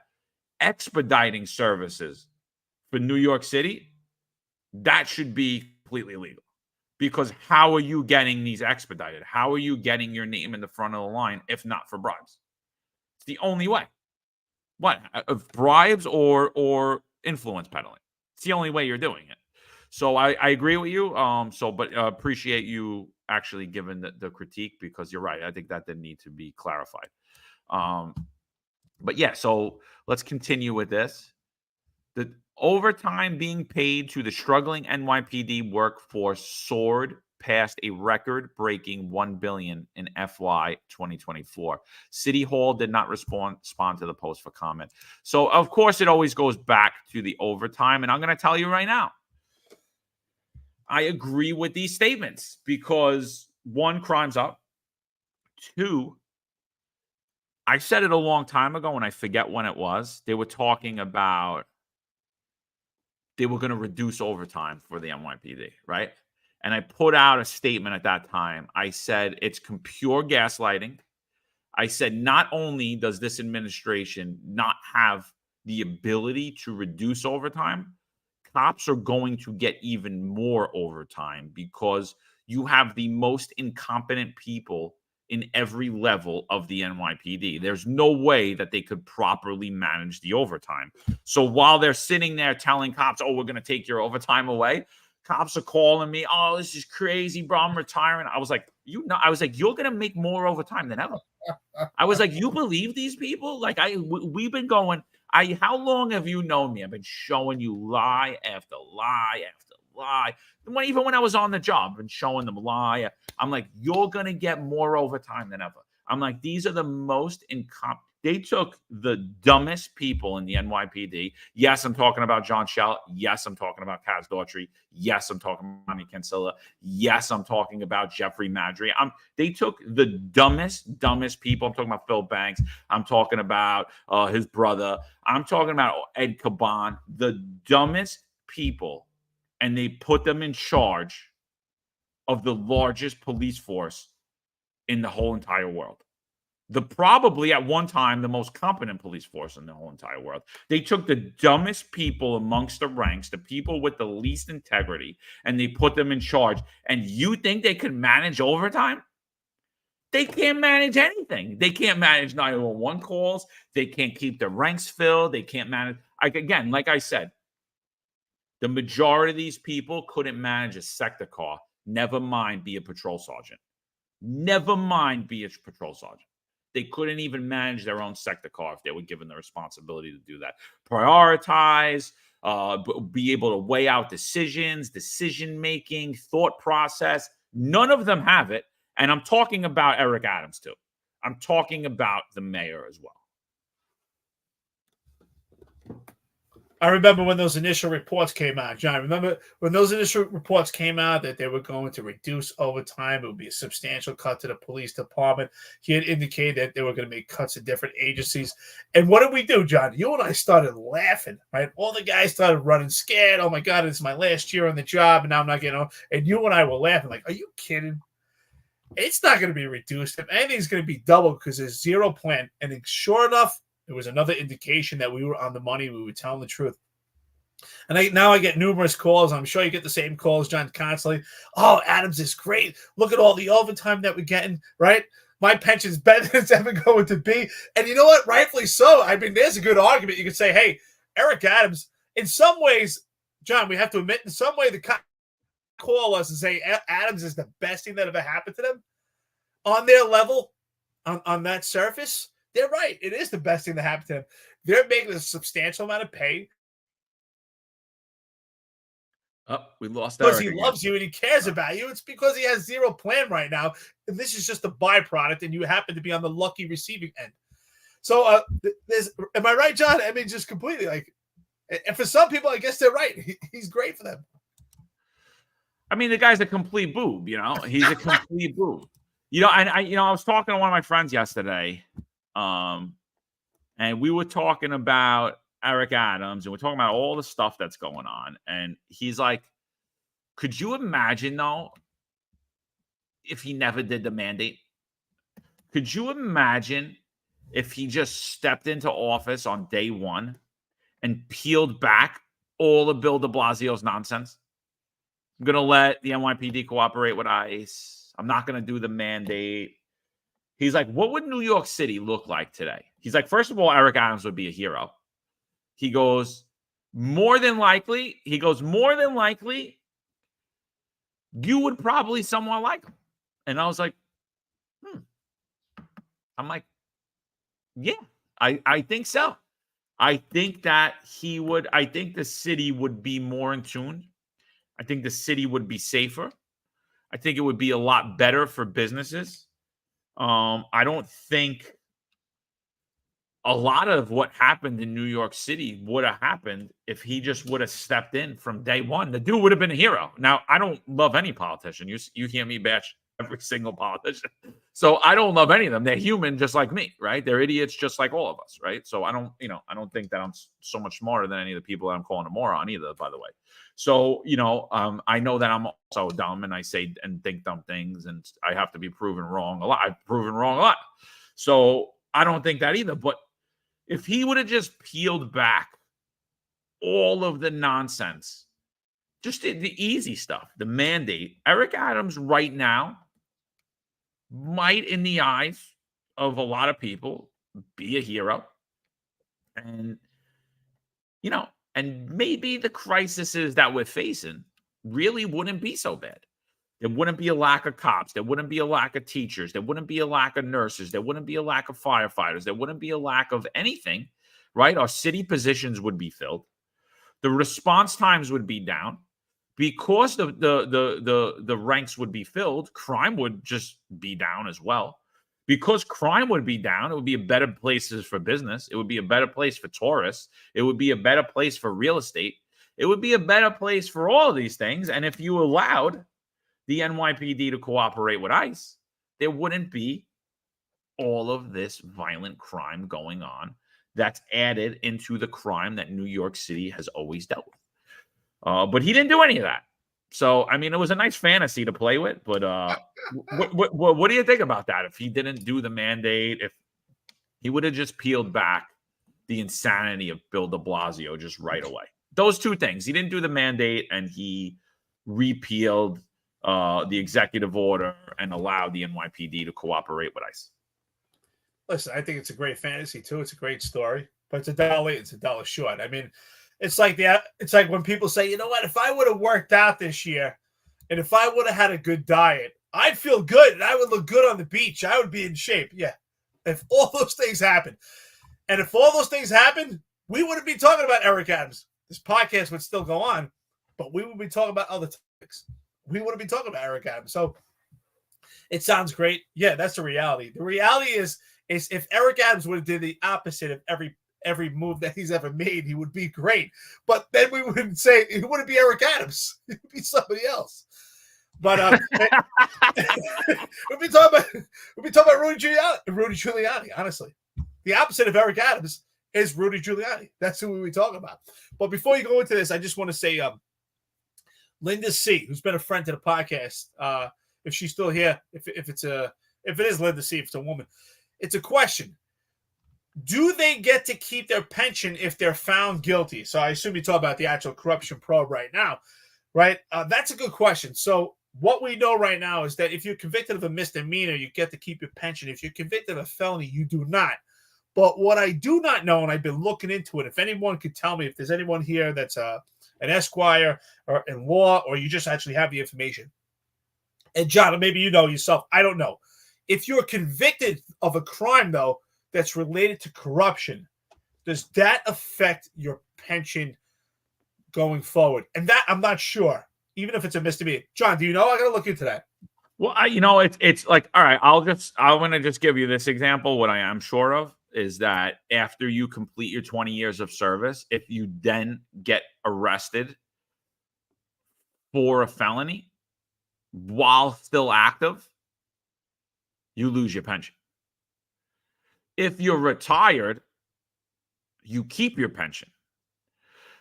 I don't know if you're arrested for a felony. I'm sorry, not arrested, excuse me, convicted. I'm sorry, big difference between arrested and convicted. If you're convicted of a felony while on the job, you'll lose your pension. Afterwards, though, if you're convicted of a felony, you keep your pension, right? Because whatever you did has no bearing on your service to New York City. When it does have a bearing on your service to New York City, that's a question I don't know the answer to. I don't know that answer. I'm going to say it would be very hard. One thing has nothing to do with the other, even though they do. I don't know. I really don't know. I don't know. I don't even know what I think about it. I never even really thought about it. I don't know either, but I think it's a great question. I definitely want to look into it. I think it's a fantastic question because you're right. I would think we would assume the assumption would be that the crime itself would have a relation to your service and how it affects the police department and the public. I would assume that if you're involved in something where it's corruption and you have a corruption charge and a conviction, maybe bribery or some type of official misconduct, I would think that would affect your pension, but I don't know. So if anybody knows, friends, listeners, podcast, let me know. If not, I'm going to look into it. I appreciate it. And let's move on, brother. Amazing Ant says corruption usually turns into felonious charges, racketeering. People have kept pensions in retirement. If in jail, a custodial account set up, usually next of kin accepts pension. Yeah, you know what? And you know what? Maybe we actually do have a case that we could fall back on to say. What was that idiot's name? Oh, Corey Pegues. And former NYPD inspector Corey Pegues. Thug Life, aka Thug Life. So he had wrote a book, and I forget the name of the book, but basically in the book, he alleges that he worked for the Supreme team, Kenneth McGriff Supreme, who was a scale drug gang in the late 80s, early 90s. They emerged from a smaller crew called the Seven Crowns, who Eric Adams and all of his administration bragged that they were a part of. So Kenneth Supreme McGriff, who was the leader of that gang, said he has no idea who Corey Pegues is. But Corey Pegues said that he worked for him and he was dealing drugs and he was doing all these different things in this book, right? In this tell-all book, like Drug Dealer Turned Cop. I forget the name of the book, whatever. So when that came out, everyone's like, basically, oh, he lied on his police application. I know that wherever he lives, it was either Nassau or Suffolk. They removed his pistol license after that. And people were calling to take his pension. Now, he wasn't convicted of a crime per se, but that is lying on an official report, which is a felony, and he's getting his pension. And honestly, in that case, I agree with it. I don't even believe his firearm license should have got removed. I think he's an idiot, but I think a lot of what he did was just lie to like make himself whatever. So yeah, I don't know, man. It's actually a good topic. It's a good question for another day. This comes in from Loud Labs. So we had the shooting on the train platform. Officers approached a man. The narrative across New York City. And speaking of Lincoln Wrestler, he actually had the worst take that I seen online. Oh, wait, one more thing before I go on this. Corey Pegues, Sal Greco says, is now a law analyst on TV and is very, very close friends of Timothy Pearson. Shocker. He's a law analyst. I didn't even know that. That's hysterical. That is hysterical. It's like the whole Supreme team became cops. Yeah. Wait, Linda says to keep everyone on the up and up, they should make a new law. If you're caught doing a crime while on the job and found you participated in the crime before you retired, you lose your pension. Depending on the crime, yeah, I could agree with that. You know, extortion, bribery, yeah, 100%, I could agree with that. And Sergeant Blue said, Sal, he is also a close friend. Sid Rosenberg. Sergeant Blue's been on fire with Sid Rosenberg, man. Yeah. So anyway, Loud Lab sent this wanted flyer, and so there was the so Lincoln Wrestler had the worst take online yesterday. I actually tweeted about it. I said this is the so as much as he's parroting the things that we're saying, he also is still a moron because he basically said the police opened fire and killed somebody over $1.90 train fare. That is not what happened by any stretch of the imagination. Yes, the person didn't pay the fare, and the police went and stopped him. And then he pulled a knife out on officers and charged the officers, and officers tried to deploy the taser. I'll bring in an article from Bahar Ostadan. I believe that's the Gothamist she works for. I just saw it. I just tweeted about it right this second, where she said that tasers fail 40% of the time. I know myself and Eric would 100% argue that that number is much higher than 40%, way over 50% of the time, we would say, because we're just talking about the reported numbers. So 2 taser deployments fail. Both officers open fire to avoid being stabbed. They strike 2 innocent civilians, and one officer gets struck by friendly fire by one of the other officers. And the knife that was pulled on them does what's called the Bronx Boogie. And apparently this person took it. This is the wanted flyer for it. The Force Investigation Division is seeking to identify and apprehend the unidentified perpetrator depicted above who removed a knife from an ongoing crime scene on the L train on September 15th. The subject was last observed on September 15, 2024 at approximately 15:35 hours in front of 480 Southern Avenue, Brooklyn, within the confines of the 5th Precinct. Well, I will say this. All right, I'm excited to talk about the tasers once we get into it, because I tell you what, I hope if anybody can reach out to Tremel Thompson from Progressive Action, who's been in complete opposition to this podcast and trying to point racism towards this podcast and trying to debunk our information when it comes to tasers, because I had said that I had information when I was on the job that was credible information from an FBI statistic that the taser is ineffective 49% of the time. And he asked for where our sources were and argued that because he believes the taser is the magic wand when it comes to knives.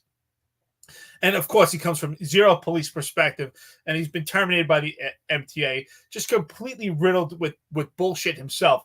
But according to that article, which we're going to pull up, she said it's ineffective 40% of the time. So it's pretty close. I don't know where she got her numbers from, but it's pretty close. And we could argue that it's pretty much not effective. Well, yeah, I mean, it failed 2 times originally. So, of course, we could say that it's not effective. And I think every time we talk about the taser deployment, it fails. And it's not because we're picking and choosing like, oh, yeah, we're just going to grab this article because the taser failed here. It's because the things that we talk about in the show are mainly dynamic situations, very fast moving dynamic situations. And those are the times they fail, when they're needed the most. Is the taser effective when you have a naked male who's emotionally disturbed on the streets in New York City? Yeah, then probably even then the fail rate's 40%. It's much higher in those situations, right? But now you're talking New York City, the majority of the year, people are heavily clothed. That taser fails more often than not. Now change the situation to create into where it's dynamic and the taser fails. So Lincoln Wrestler, what do you think about that? Because Lincoln Wrestler was actually parroting so many people that was online yesterday when he said he said, "Oh, the NYPD killed a man over $1.90 fare." Like, what's your statement about that? Well, to me, he's another person that panders to the public, seeking out a potential another George Floyd. That's another indication that they're always, I believe that the Democrats, especially these wacko socialists so far to the left, they're always looking for that next George Floyd, because that's the same picture that was painted for George Floyd, right? It was just counterfeit money. This is just $1.99, right? Not focus on the entire issue, the totality of circumstances.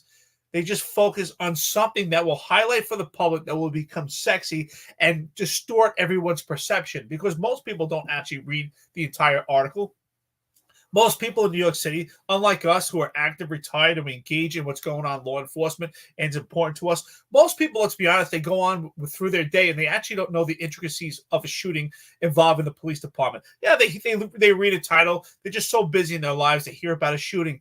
So it's great way to infect the minds of New Yorkers, right? For a Lincoln wrestler to say, "Oh, this man is just shot over $1.99," and again, it's a complete farce. It's complete bullshit, and it's more gaslight, not just from the law enforcement. It's gaslight from the New York City Council, because this is the most restrained police department in the country. Just the fact that they utilize and try to utilize their tasers with someone who's armed with a knife just shows you how restrained they are. Because I'll tell you right now, I'm not deploying my taser when someone has a knife, and neither are you, John. I tell you right now, I'm deploying my firearm.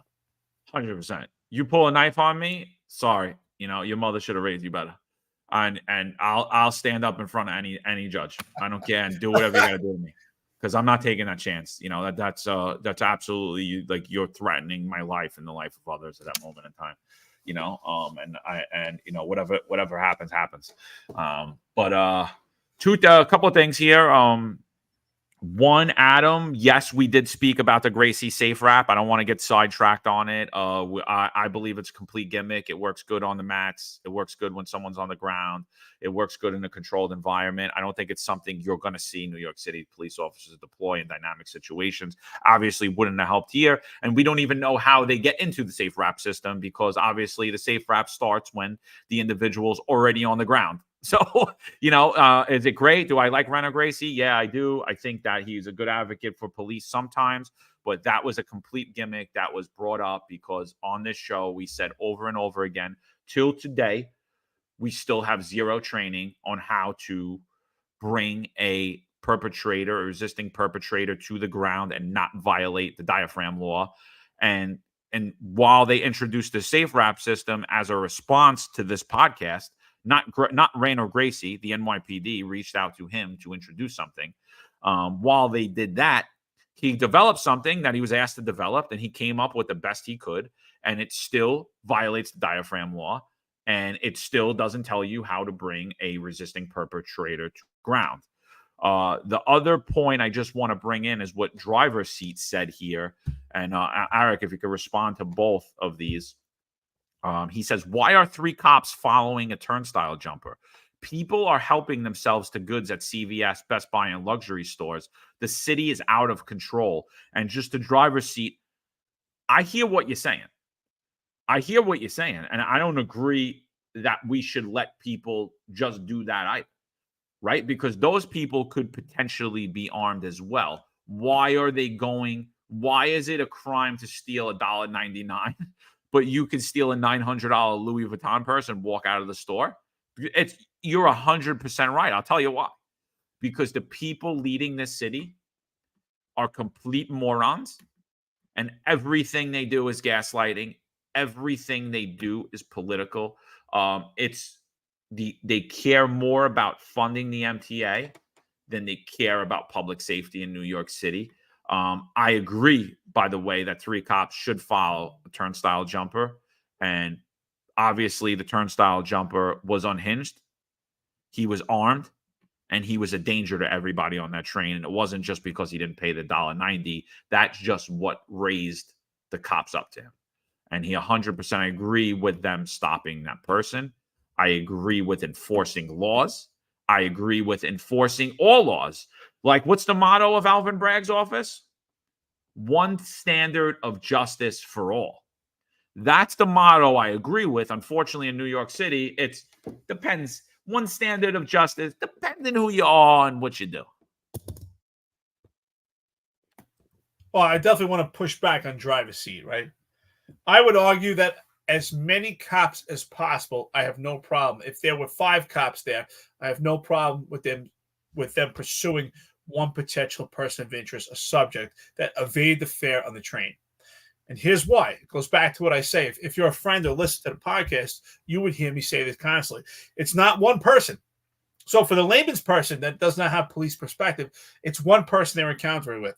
But for the police officer that has an underlining and understanding of the nomenclature and the adversity and complexities of police work, it's one entire incident. So when you're in transit, when you have thousands of strap hangers and bystanders, that is an obstacle in your performance of police work.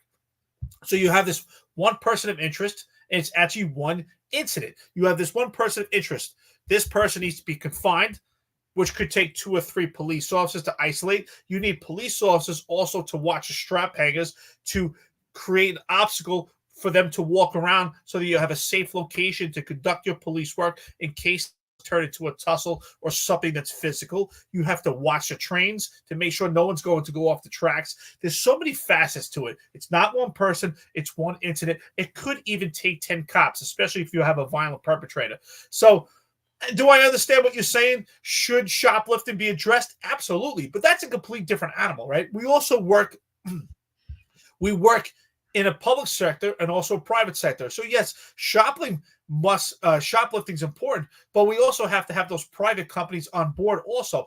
You know, we need to have Louis Vuitton. If Louis Vuitton doesn't want $1,000 bags stolen, we need to have the support of Louis Vuitton also saying that, hey, we want police department presence here, that if someone steals something that we're going to call the police and that we're going to support the police department and that we're going to seek prosecution. So that's, I think, is a complete different animal. I'd like to go into the, if you could give me a second, I want to go completely off topic, John. But I just want to go into this portion of the article, which is something I had mentioned for years about the Taser. And it's great that they actually put this in. So it was in the Gothamist, which you had said. Bahar Asadan? Ostadan, I believe. Asadan, yeah. So my argument always has been the reason why the Taser is ineffective when it comes to a knife is because you need 21 feet minimum amount of distance to maintain a safe distance from an adversary with a knife. And that is the way law enforcement is taught, because studies have shown to retrieve your firearm before someone gets to you with that knife, it takes approximately 21 feet on average. But yet, to be effective, you need to be in close proximity with the Taser, and you do not want to be in close proximity. So that's always been my argument for years, and sure enough, they highlight it in this article. It says, police officers generally need to be within 15 feet of a person for a Taser to be effective. According to major Taser manufacturers like Axon, Wexler said that close proximity can cause officers to feel they're in greater danger when the weapon fails. Thank you very much for writing this article, Bahar Astadan. That is exactly true. I've been saying it for years. Thank you very much. But we forgot to mention the reason why is because they're taught to maintain 21 feet because that's what's necessary. Unlike people like Tremel Thompson, who have no idea what it is to face an adversary with a knife. Zero clue. Keep talking from your from trans or somewhere else. All righty. We got a little bit of breaking news in here coming from my good friend Michael Freed. Mike, thanks.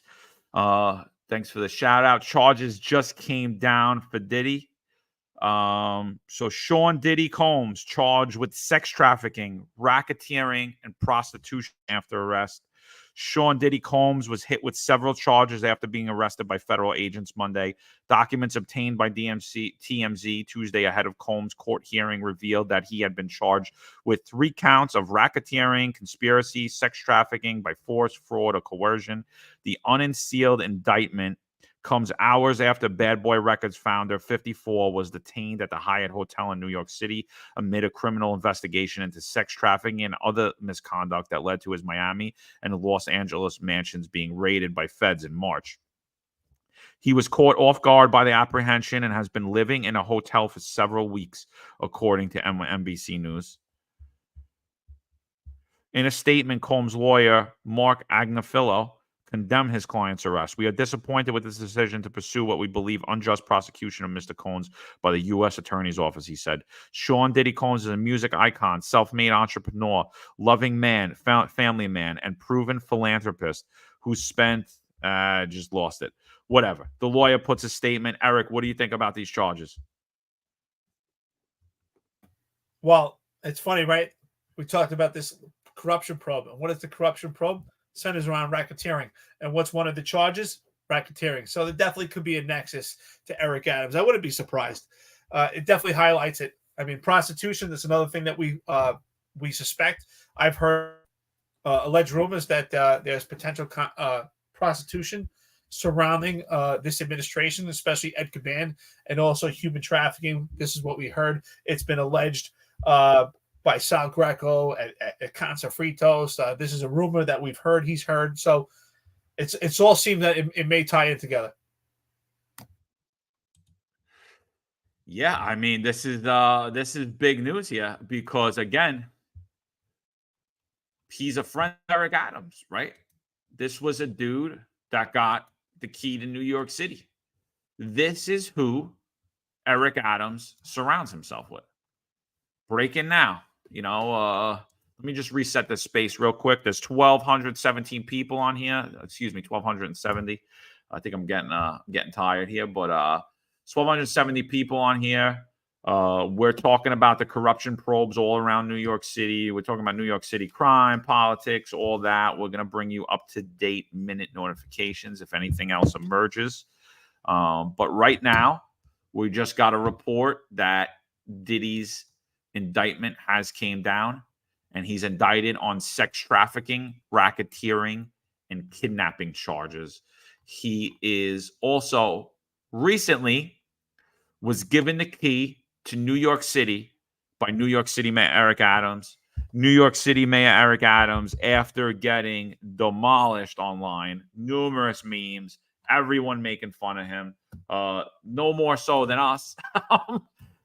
He then decided to rescind the key to the city to Diddy Combs. Is he tied in to the possible corruption scandal in New York City? We don't know. We don't know. But I'll tell you this. He was hanging out with New York City officials. Ooh, wait a minute. According to the indictment, from 2008 to present, members of the Combs enterprise allegedly engaged in sex trafficking, forced labor, interstate transportation for purposes of prostitution, coercion and enticement to engage in prostitution, narcotics offenses, kidnapping, arson, bribery, and obstruction of justice. Bribery, you need two people to get that, right? You need two people for that charge. It's like, it takes two to make a thing go right. You know that song? It takes two to make a bribery charge stick. There had to be somebody you bribed. Whoa, what's going on? What the hell is that? That's because you were singing. Hey, John, what the hell was that, dude? John, maybe you and Kaz Daughtry could do karaoke together. I think I'm getting good at singing. I don't know. So it takes two to make a bribery charge. Who did he bribe? That's a good question. You know what? After hearing all this, John, honestly, sex trafficking, bribery, racketeering, why do we take his key to the city again? He should keep his key to the city. I mean, that's the theme of New York City right now, right? Integrity doesn't matter at this point. So I don't even know why he took his key. But listen, all kidding aside, these charges are legit. Get this bum out, another bum. Put him in jail where he belongs. And especially if he does have a connection to Adams and this probe right now, if there's a connection, throw them all, put all these bums in jail. It's absolutely ridiculous at this point. I'm glad that they actually pushed forward with this kidnapping charge because clear as day, we all saw that video and we all know what we saw. And if he was going to escape that by statute of limitations and they weren't doing the right charge, this just shows that celebrities do have power. But I'm glad they got this one right. Yeah, Cafecito Break says the Freedom Fam should receive the keys to the city. 100%. And we should also receive a apology from this administration and that commie Bill de Blasio. See an apology with the people that built New York City, with the people that made the wheels turn. And even though they kicked us out, we're still helping the wheels turn in New York City now. So, and Corn Pop says, we want reparations. You're 100% right. We want reparations. Cafecito said it last night on her space. Join us Monday nights on her space, where we talk all things New York City. We want reparations for being banned on social media. All my friends currently still are shadow banned on social media. We want reparations for all the heartache that we faced, the trauma we faced, yeah, absolutely. But no, who's getting the key to the city? Eric Adams. He had a great, instead he took it from Diddy, and he gave it to Fat Joe on Orchard Beach. Joe likes to call himself Don Cartagena. Joe likes to call himself Joey Crack. Joe's not really a good role model for kids. Joe in his older years might have slowed down, but listen, I used to go to Exit. I used to go to Sound Factory. I used to bump into the Terror Squad. They're not dudes that you want to be on the wrong side of. They're not people that should be getting the key to the city. They're people that should have the police following them around, making sure they're not shooting or stabbing anybody up in the club. That's who they were. But yet this is another guy that gets a key to the city that's completely undeserved. It's an absolute disgrace what's happening in New York City. So let's read this little TMZ article. According to the indictment, the purpose of the Combs enterprise was to operate a global business in media, entertainment, and lifestyle industries. The purpose also included preserving Diddy's power and fulfilling his personal desires, especially in relation to his sexual gratification. You think Eric Adams and Diddy ever hung out alone, Eric? Well, it's funny you say that. I was thinking about that too, and it goes back to what we heard earlier. Sometimes you have to have low with testosterone to have low integrity, but I think these guys might be playing the fiddle behind closed doors. And not that there's anything wrong with it, but listen, all kidding aside, after all these memes, that we had put out, and some of them about, this stuff surrounding Diddy, is this still racist? Are these memes still racist? I'm just curious. Oh, yeah. What's her face? She's probably listening too right now. What the hell's her name? She blocked me, but then she unblocked me. The one that was wearing MAGA gear in the Antifa girl, who she was wearing MAGA gear at the January 6th. When I asked her, what the fuck is her name? Whatever her name is, doesn't matter. But she was asking me yesterday, is this more of your casual racism, John? I'm like, come on, man. That's all you people got. All you come on the show, tell us why we're racist. We'll talk about it. We'll have a conversation. The indictment mentions the now famous freak-off parties. Ooh, I'm going to say right now, I have no proof of this, but if I'll bet anybody on here, Eric Adams went to a freak-off party. Anybody want to take me off? DM me. I'm willing to bet. I played DraftKings last night. I lost. We could have another draft. We got to get some Vegas odds on all of this stuff, man. We got to get Vegas odds on who's stepping down in the NYPD. We got to get Vegas odds on it was Eric Adams at a freak party. And I'm going to say there's not going to be that big of a payout if you bet that he was.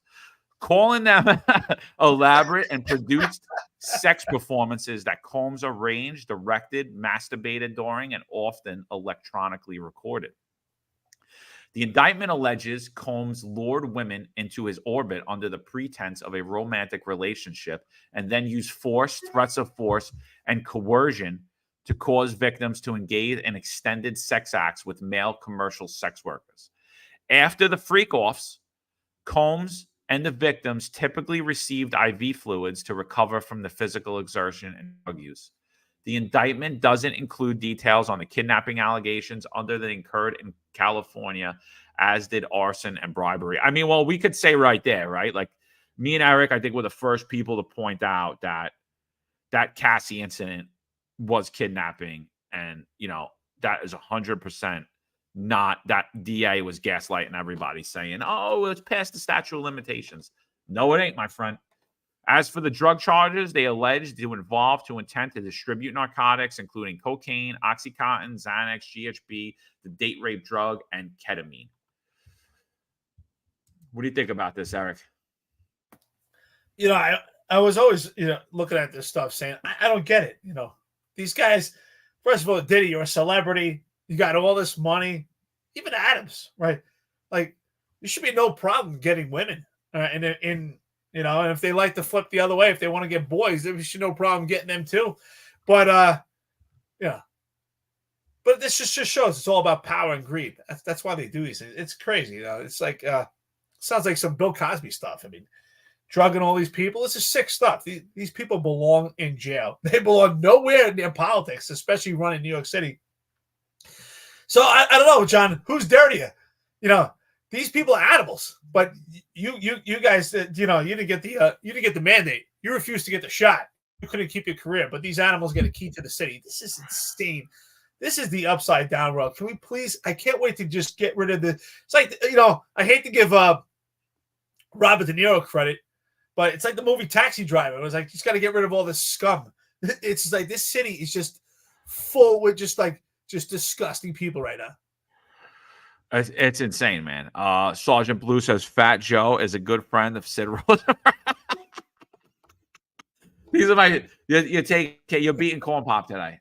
You're taking the cake, my friend. That's Corn it. Corn Pop's a little slow today. All right, Corn Pop's coming back. Hold on. Where is De Niro? That bum is hiding. Yeah. Sal Greco says Diddy and Fat Joe have one thing in common: Jimmy's Bronx Cafe. Yeah, they absolutely do. Juan says John McCarry for commissioner, Eric Dim for first step. I'm gonna say right now, I want to be the executive director of nightlife, my friend. I want to cure the businesses. The police department's a mess. I've gave too much time and energy to the New York City Police Department. I don't even know if I have it in me, and I definitely don't have it in me under Eric Adams. Somebody else becomes the mayor. I think it's something we could talk about. You know what I mean? I want to be the deputy commissioner of operations. There you go, bro. I heard that's a good job. I'll take that spot too. You know what? I like video games. I like video game chairs. I like video game controllers. I want to fly drones. I'll take the deputy commissioner operations spot. You Eric Dim for police commissioner. Well, hold on a minute. They used to call me Captain America when I was on the job, and I did see he had a Captain America chair, so I'm going to take dibs on that. I'm not a video game guy, but that Captain America chair was pretty sweet, so I want that chair. I'm not gonna lie, I almost bought it, but I didn't want to waste it. I didn't want to waste the money. But, I almost bought it. I was like, I'm buying that chair. I almost bought it, but I already have a chair. I'm not wasting money to make fun of this idiot. Juan Perez, thank you for the compliment, brother. We really appreciate it, dude. Hey, Prime Time of 1234 donates $10 to the podcast. More money, more problems. Don't worry, Caban Brothers are getting keys to the city next. Yeah, this is great. Thank you, brother. Appreciate it. Yeah, thank you, Prime Time of 1234. Appreciate the donations to the podcast, everybody. Listen, about 1,340 people on here. If you guys want to hear more about what's breaking in New York City, the scandals that are breaking, please hit the like button, subscribe wherever you're watching or listening to this. If you're on social media, if you could also strike like and reshare this. We may or may not get some breaking news. We're going on about 2 hours. Maybe we'll go a little bit more. Eric, how do you feel about going another 30 minutes? Let's rock, baby. All right. Yeah. If we get some breaking news, we'll go. We may or may not. We did just get breaking news about the Diddy indictment. It just got unsealed, so we're going through that now. We'll continue to go through that article and a few other articles while we do that. So let's get a little bit further into the article. His lawyer, Mark Agnifo, said going into the courthouse will fight like hell to get his client released on bail. He said his client is not only not guilty but outright innocent. Diddy will appear before a judge Tuesday morning where the charges will be read. TMZ broke the story. Diddy was arrested Monday night at the Park Hyatt Hotel in Midtown Manhattan, where he's been staying law enforcement since the raids on his house. Aubrey O'Day, who had a continuous relationship with Diddy during the filming and the making of the band, tells TMZ, "I never thought I would see this day. We all buried this inside of us in order to be able to keep going. And not just me, but the victims you don't even know yet. We are all processing what type of vindication can actually feel like now. Every conversation I had with the victims last night, has been moving beyond all levels. Homeland Security swooped in Monday evening and even took Diddy into custody. He's expected to appear before a federal judge Tuesday, where the charges will be read. Diddy's lawyer told TMZ Sean Diddy Combs, a music icon, self-made entrepreneur, loving family man, proven philanthropist, spent 30 years building an empire, adoring his children, and working to uplift the Black community. He is an imperfect person, not a criminal. 30 minutes before the arrest, Diddy was outside the hotel chatting with fans. I don't know, people. There's a lot of things at play. There's a lot of things going on. There's a lot of stuff coming out, right? And and I really hate to see like, oh, we said this and I said this and we did that.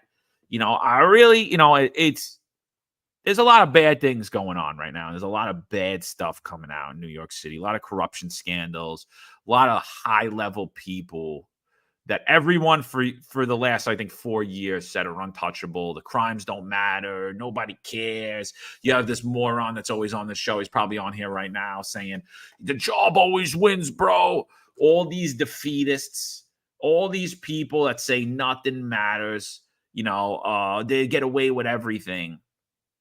I think everyone on here, all the people that have been talking about it, all the people that really hold it on to truth, that have put themselves out there, kudos to you for spreading light to all this.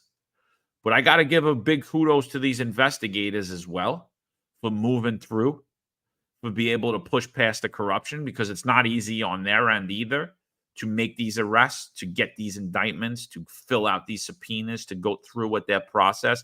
There was a lot of obstacles these people were feeling in the background as well. I'm sure of it. There's a lot of political pressure in the background as well. I'm damn positive of it.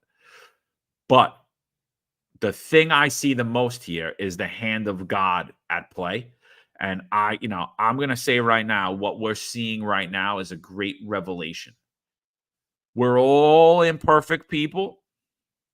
Nobody's above anybody. And that's the standard that matters. And that's the only standard that should matter in New York City. So when I watch all of these fake ass conservatives in the city council cry about, oh, well, if our mayor gets unseated, things could get worse. I sit there and I say, let it get worse. And we'll clean that up too. Because this system needs to come down. Not only does the NYPD need an enema, the city of New York needs an enema. These people who think themselves kings on this earth and queens on this earth need to be reminded that they're just like me and you. And right now, there's a lot of people who have came down in the last week that have been reminded greatly exactly who they are. You know what? These people aren't like us, because these people are beneath us because they're of low integrity and low morale. The only difference is they have fame and fortune. That's the only difference. And don't let fame and fortune distort the idea of someone being a good person. Absolutely not. There's no correlation. And to be a good person, there's a difference between, I say it all the time, being a nice person and a good person. You can be a nice person and be a terrible person. John Gotti, from what I hear, was really cool. I hear he was a nice person. I hear he was great to the community. He wasn't a good person. I hear, there was a couple of drug dealers that I actually arrested when I worked in the Lower East Side. I was the anti-crime sergeant, but we also would do SNU operations, which is Street Narcotics Enforcement Unit operations, because they had disbanded it. And there was just so much drugs there. But there was a couple of drug dealers. For one, there was this one drug dealer, and I forgot his name, but he was actually he was a nice guy. He wasn't a good guy, but he was a nice guy. He would donate money to the community. He would have the kids outside. I'll never forget. Like, I almost felt bad arresting him. We had to. We just was pushing so much weight. But he had all the kids outside. He would buy them ice cream. He would take kids on trips to Great Adventure. I'm not kidding. He would pay for an entire bus. Anybody here that worked with me in the Lower East Side knows what I'm talking about on Avenue D. On the Avenue D, he would pay for a whole bus of kids to go to Great Adventure. Now, he was a nice guy. It was a good gesture. But was he a guy? No, he was out there selling drugs. Listen, Gunslinger, thank you for the donation to the podcast, $9.99. Says, I didn't get the clot shot either. I'm glad that you guys stood on moral principle. I always say I took the shot only because I was in the Marine Corps, took 1,000 shots. I figured what was one more. I didn't put any thought into it. I didn't care, to be honest. But what I did care is when I saw my brothers and sisters being ousted and being outed for not taking it. And that's when I said, wow, this is political theater. And, I'd like to say shout out to you guys that stood on moral principle. Outstanding. Gunslinger, thank you for the donation. Here is Eric Adams with his friend. How close of a friend? We'll come to find out. But Eric's got a big smile there. He's got the cheese grin going there. So that's Eric Adams. How close of a friend? We will soon find out, I'm sure. But as of right now, we don't know. All we know is that these charges are serious against Sean Diddy Combs. We're waiting to see what comes out from the scandals surrounding the NYPD. We're waiting to see what happens. And for those of you that were asking about Puff Daddy driving out of the window of his car with the key to the city, with police escorts, here it is. I'm not going to play it. He's yelling. He's blasting his music. He's acting like a complete moron. I don't think he's in that much of a celebratory mood today. It's funny you say that about people celebrating, right? It almost feels like it's two different police departments within 2 separate days. I mean, Kaz Daughtry, John Shell, they were on a media tour. Madry, you didn't see him at all. Tanya Kinsella, you barely saw her. Deputy Commissioner of Public Information, Tariq Shepard, became pretty much a spokesman for the police department. But Matt, you can see how things change. In 2 days, you don't hear boo from these people. We're starting to get back to the rank structure that we're supposed to be. And hopefully we can get rid of this complete infection of the upper echelon of the police department. And we see people are running for the door, and that's what we see right now. And so I don't think people are celebrating right now. People are running for the hills, and they're trying to figure out how to cover their asses. And you know what we're also going to find out about this, John, and I say this all the time. There is no loyalty amongst thieves. We're going to see as the snakes rattle and they start to tattle where the loyalty actually lies. So again, Ed Caban, I just want to tell you, if you watch this, you're home right now, do not be the fall guy. You are not alone in this. You need to speak up. Do not allow them to make you a useful idiot. Yeah, so I mean, let's see what comes out. Let's see what comes out from Diddy. We're waiting to hear some news today. I don't know that it's going to drop today, but we'll see. We did have the chief of staff, deputy chief. What the hell was his name? Pintos, Raul Pintos, retired yesterday. It's also unconfirmed rumored, that later in the day, Sergeant Dennis Rodriguez, who's in charge of the Dominican Officers Association, also put his papers in. They're both very close to Caban. It's well known that they've been very close to him throughout his career. We're expecting to see more retirements, but we're also expecting to see indictments drop against members of the NYPD, either today or sometime this week. Again, it's all rumors. We don't know that it will or will not happen. Sal Greco had put out that subpoenas was sent to a lot of commands that were tied to Ed Caban and that have a lot of nightlife locations at them. What do you think, Eric? Do you think we're going to see NYPD indictments? Well, those are the rumors that we hear, but there's no doubt in my mind with this probe. At this point, I would put my money on it. Absolutely. I'm pretty confident we'll see NYPD indictments. It's going to be a sad day, but yes, I do foresee that that's coming at this point. And again, I said, if we see a mass arrest process at one time, it's going to be a RICO case. If we see drips and drabs of people being indicted and arrested, then I think it's going to be going in different forms and not necessarily a RICO case. I'd like to thank Ron Taylor for donating $19.99 to the podcast. Thank you so much for your donations. Corn Pop made a great statement, and I appreciate it. I was actually thinking about this also for the podcast. Corn Pop says, should post a Venmo or Cash App to avoid YouTube fees. Thank you so much. We were talking about that. We're going to work on that. We don't want to press and make anyone feel uncomfortable and ask you for donations. The comments that you guys put out there, the donations, we appreciate it very much. So we didn't want to put any pressure on anyone and make you feel like you have to give a contribution to the podcast. We really appreciate it. Thank you so much. But we would like to look into that. It's a great idea so that YouTube does not take the fees, and at least your contribution and donation actually goes to the podcast. Thank you so much.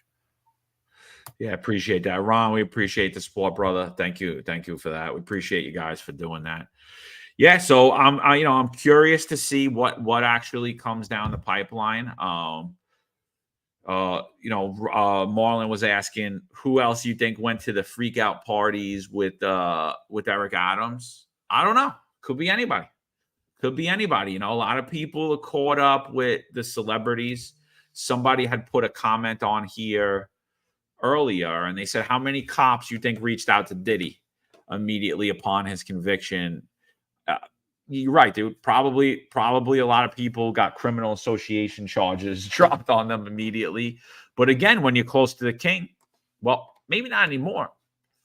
But for a while, a lot of people were getting criminal association charges, getting a lot of allegations made against them, and absolutely nothing was going to happen to them. So we still want to see the case that we alleged against the upper echelon of the NYPD. We're actually going to make a push on this police commissioner to review all the things we said months ago and how inept the Internal Affairs Bureau is at handling those cases and how they have zero ability to police their own when it comes to high-ranking members of the service. Because we were targeted and attacked.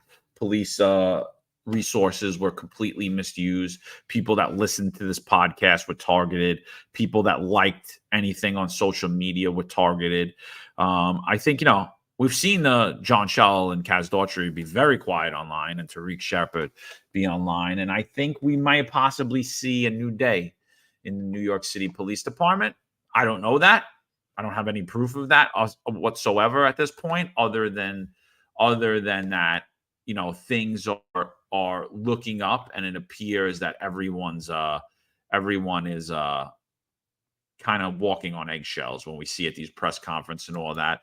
Patrick Donahue donated $9.99 to the podcast. Pat, we appreciate it. And then he also donated $4.99 to the podcast, and he says, this is a voluntary donation. This is not a bribe to get promoted. And, I think that was a little nudge from Pat. And Pat, I understand what you're saying here, because what else is being alleged is that Banks and Pearson controlled the discretionary promotions in the NYPD. I've gotten this so many times that I don't know. Like I've never said it. I've never said it publicly, but so many people have sent me messages.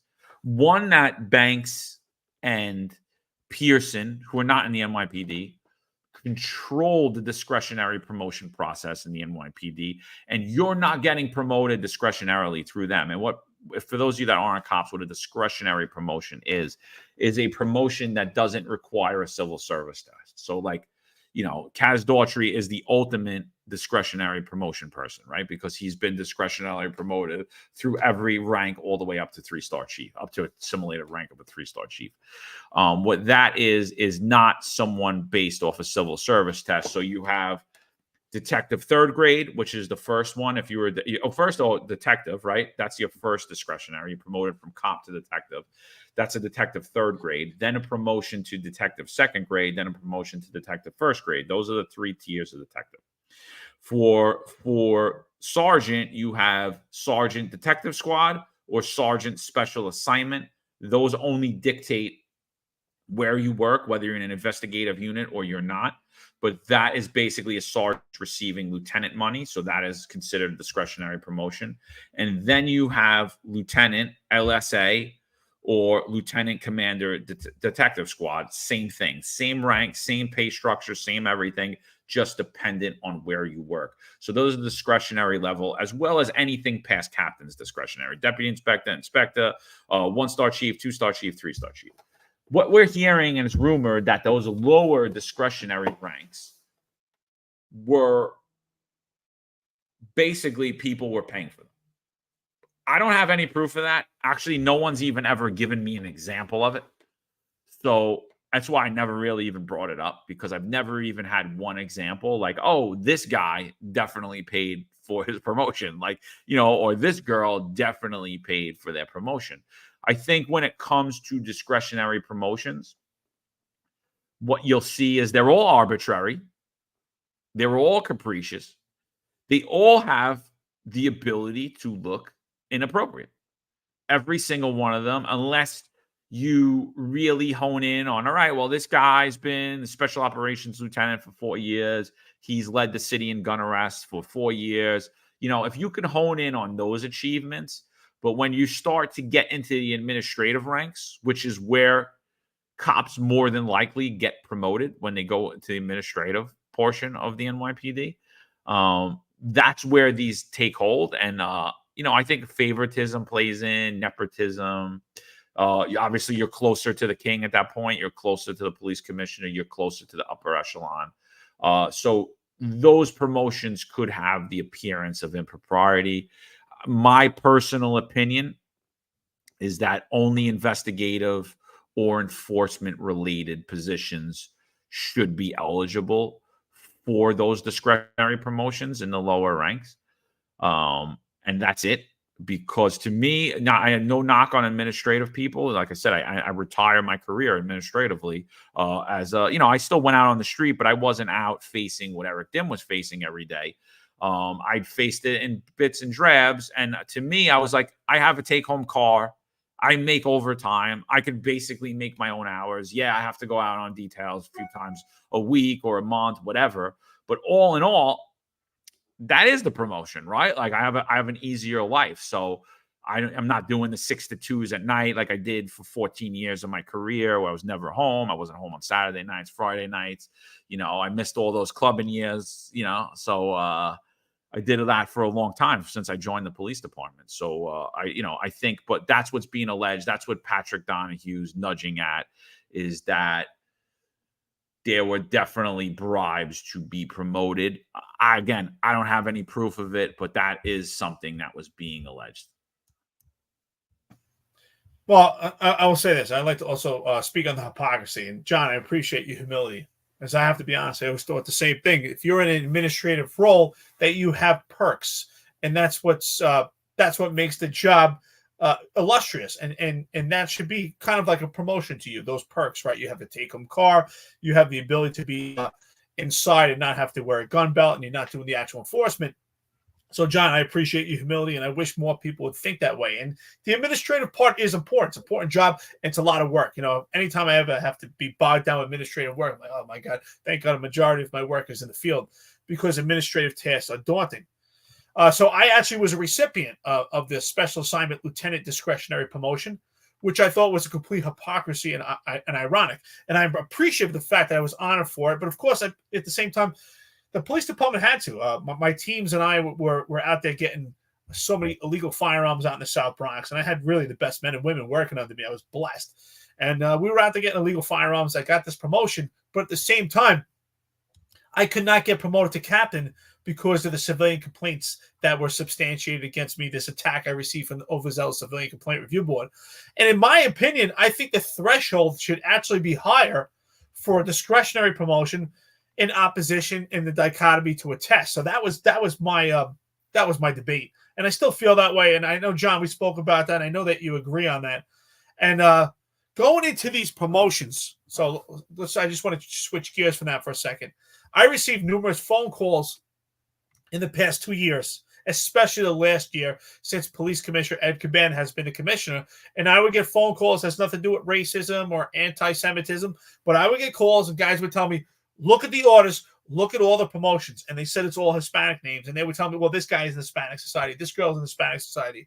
And I did think that is an appearance of impropriety. And we do know that the Hispanic Society had a stronghold of the police department. And a lot of the promotions did come out of the Hispanic Society, which is a correlation to Ed Caban, which is a form of nepotism, which is correlation to a form of corruption. Do I know if they were paying for anything like that? I didn't hear about that. But I do know that they were getting favoritism. Yeah. So, all right. All right. So enough of that. We got this coming forward now. So obviously that shooting happens in Brownsville. Tasers fail. Terrible that, and I'm sure the cops feel terrible that they had to deploy their firearms and kill someone. They didn't ask to go to that job, right? They didn't want to be there that day. I don't think any cop in New York City wakes up and says, "Oh yeah, today's the day I want to go kill someone in transit." I don't think that happens at all. So unfortunately, they follow the guy. He didn't pay his fare. He pulls a knife out on them. He charges them. The taser fails. Taser shouldn't even have been deployed. It probably was the reason why bullets flew and struck innocent civilians, as well as one of their own as well. One of the cops was a victim of friendly fire. The perpetrator did not have a gun. Everybody's in stable condition, thank God. Nobody was seriously injured other than the perpetrator who charged the cop with a knife. Okay, he was killed. He lost his life. I don't think anyone takes that lightly. But I do think they lost valuable time attempting to deploy the taser, and it made the situation even worse, where in a rush and a haste, they had to get to their firearms to save their own lives and the life of others and stop a deadly attack. So that happens.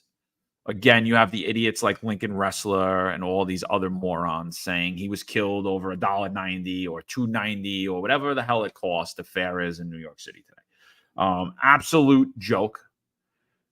Absolutely is not the reason he was killed. He was killed because he charged a police officer with a knife in an attempt to take the police officer's life.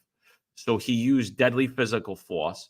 He was met with deadly physical force to stop the threat. And unfortunately, his own actions caused him to lose his life, caused a police officer to get shot, and caused innocent members of the public to be shot. So, and here we go. Emergency. Swipe it forward. Cops shooting at us for hopping the train. Brownsville ante up. Tuesday, September 17th at 6 p.m. L train to Sutter Ave. We giving out free swipes and talking to the community. Swipe it forward. Black self-defense since 2016. So, and there's a photo of a black man holding a pig's head above his head. So this is what it is. More police hate. Eric, what do you think about this protest? There's a few more flyers coming out from here as well. Well, brother, it's exactly what I said, right? It's just irresponsibility by New York City Council, other politicians that push this narrative that the police officers engaged an adversary, a person of interest, with their firearms and their tasers because they stole something or they evaded transit for $1.90. This is the furthest thing from the truth. But what do people gravitate towards? People gravitate towards the negativity and what's sexy. And it's not sexy that the police officers were in an adversarial situation where their lives were at stake and also other strap hangers on transit and this person was running away with a knife. But what's sexy is $1.90. This could be the next George Floyd incident. This gets everybody involved. Who gets to fund this stuff? That's what this is about. It's all hogwash. It's bullshit. It's funny. If that were true, even let's just say that were true, that the police officer shot somebody for $1.90, which we know is absolutely not the truth. You're going to fight hate with hate by holding up a head of a pig and saying we hate the police? Not saying we made things better. This is just more nonsense. Call them for more violence. It's just another opportunity to have protests and riots in the streets. You know, is this possibly funded by the same agitators that are funding these other protests? Absolutely. If anybody thinks it's not, you are out of your mind. So basically right now, this says SUNY students SA fuck 12 rally protest. The same one here in Brownsville. They're all BLM. They're all Antifa. They're all pro-Palestinian. They're all the same riots. It's the same people, same agitators. It's the same narrative. Any way to attack the police and to attack New York City and to attack our communities around this country, it's just another opportunity. That's all it is. Yeah, again, and this is the ineptitude of Eric Adams, because again, I believe a lot of these are not organic protests. These are protests that are paid and funded and heavily well organized. So this comes out. CUNY students say F12 rally and protest 68th Street, Hunter College on the 6th, Thursday, September 19th at 1 p.m. 3 people were shot by the pigs. September 15th, after one of them allegedly hopped the subway turnstile. Repression breeds resistance. New York City Revolutionary Youth, brought to you by the Palestine Solidarity Alliance of Hunter College. So as you can see, clear narrative. It goes right along. This was the BLM. This was the what is the people that were on Wall Street? Remember those loons? I think who was there? Tim Pool was there too, right? Occupy Wall Street. I worked at Occupy Wall Street. Now Tim Pool's a conservative. That place stunk, by the way. Oh my God. Yeah, it's yeah, exactly. So it's all coming out from the same people. It's all a joke. And then Friday we got one more protest. And again, we don't, these things have been traditionally turning violent. These traditionally turn violent. These traditionally cost New York City taxpayers millions of dollars, not just for the police resources, not just for the overtime that's being incurred, but then the injuries to police officers, the injuries to the rioters, and then the numerous investigations that'll spark against New York City police officers for the actions of these paid agitators. Couple that with the numerous lawsuits that drop as a result of that, and you're in the millions every protest. And here's this one. This is going to be on Friday, September 20th, 5:30 p.m. at the Brooklyn Museum. Rise up for Black and Palestine liberation. So now the blacks aren't liberated in New York City. I didn't know that. Eric Adams must resign. All right, I'll second that. NYPD equals KKK equals IDF. The NYPD has murdered 38 people under Eric Adams' administration, who has committed full support for the Zionist genocide of 200K Palestinians.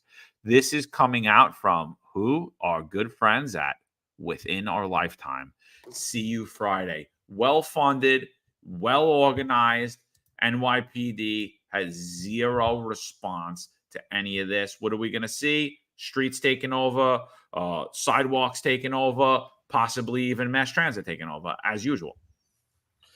There's an old saying, sometimes it's the same horse, but a different color. And that's what's going on here. When it comes to Occupy Wall Street, BLM, Antifa, pro-Palestinian, George Floyd, Eric Garner, Michael Brown, same horse, different color. That's all this is. It's just more riots, aka protest, to create havoc. And who's on the receiving end of it? The most formal, the most tangible form of government, John. I know you love when I say that.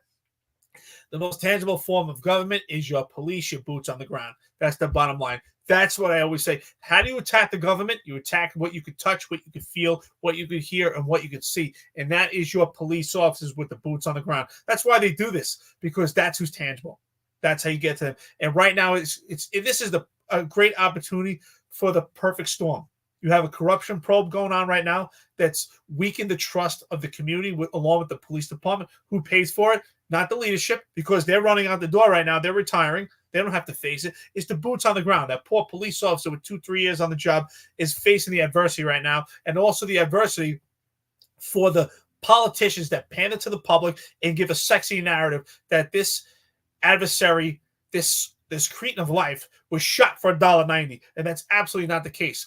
As far as I'm concerned, that cretin is responsible for the 2 bystanders that got shot. That cretin is responsible for losing his own life. He's responsible for the police officers getting shot. He's responsible for the taser being ineffective. He's responsible for the entire event that unfolded, not the police officers. Let's stop holding the police officers' feet to the fire. Sometimes we have to give them the benefit of the doubt and say they're humans too. I would love when people love to Monday quarterback in those situations, and yet they've never even shot a gun. You think Lincoln Wrestler has ever had a gun in his hand? I highly doubt it. Maybe a toy gun. That's about it. Yeah, this is insane. Listen, we've been going a while. Check out our good friend was running for state assembly at District 23, Tom Sullivan. Obviously everything that's happened is a politically created crisis. We have to not only advocate and bring light and shed light to things, we actually have to get out there and vote, help politicians that aren't in our districts, because the one-party rule in New York City must end. I think after that, we'll come back. We did have some breaking news today. I think there's going to be some more. If that happens, probably jump on again. If it doesn't, we'll leave it at that. The Diddy thing came out and there's bribery charges in there. And what officials is Diddy being accused of bribing is the question we all want to know. We'll be back at you in 1 minute. Check out our friend Tom Sullivan, Assembly District 23. If you don't live in Queens, but you know someone that do, tell them to check out our friend Tom Sullivan. It's important that we break the one-party hold in New York City, restore some balance.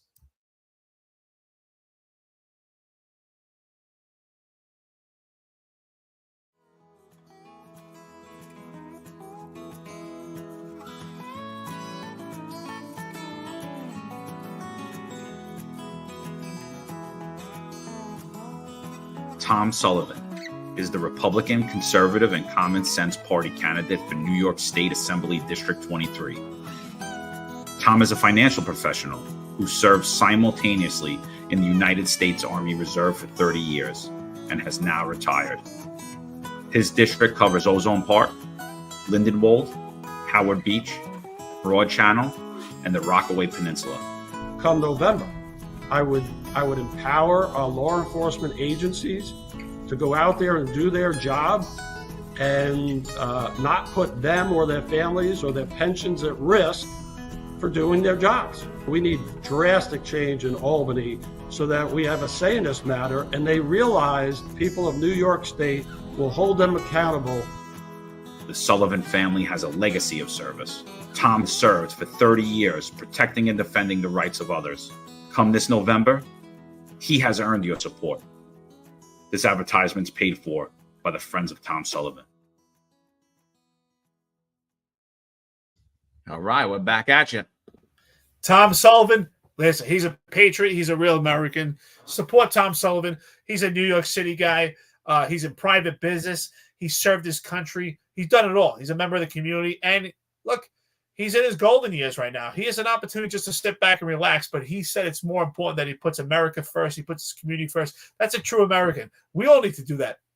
And I always believe that, honestly. I'm not saying this just to, to get some clout here, but I really believe that you should put others before you put yourself. I think there's more gratification in that instead of being self-serving. You should try it sometime, Juju.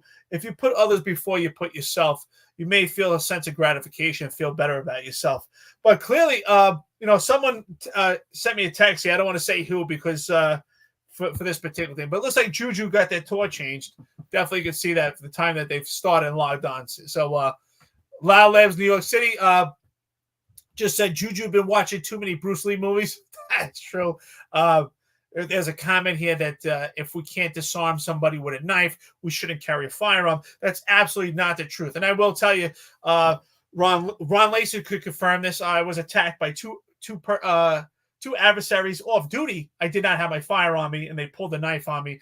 Luckily, I was able to overcome the resistance and fight these two animals, but they did pull a knife on me and swung the knife. And I tell you right now, when you are unarmed and someone swings a knife at you, it's pretty scary. And even through all the training I've been through, it's scary. But luckily, I able to overcome the resistance and take care of business and not get stabbed. But it's a scary thing. And you do not want to be in close proximity to a knife. No, that's imminent at that point. Absolute insanity. Just before we go, this comes in from Sal Greco, just another hypocrisy in New York City. New York City Sheriff gives a 6-figure executive job to a man who was fired from the Department of Correction. This is who the Adams administration surround themselves with. This is the New York City Sheriff, Anthony Miranda. A former state union prison official fired by the City Department of Correction earlier this year has been hired by the city sheriff's office to oversee agency investigations. The news has learned Sheriff Miranda hired Wilfredo Perez as his department's new chief investigator earlier this month, a major position in the agency that comes with a $180,000 salary.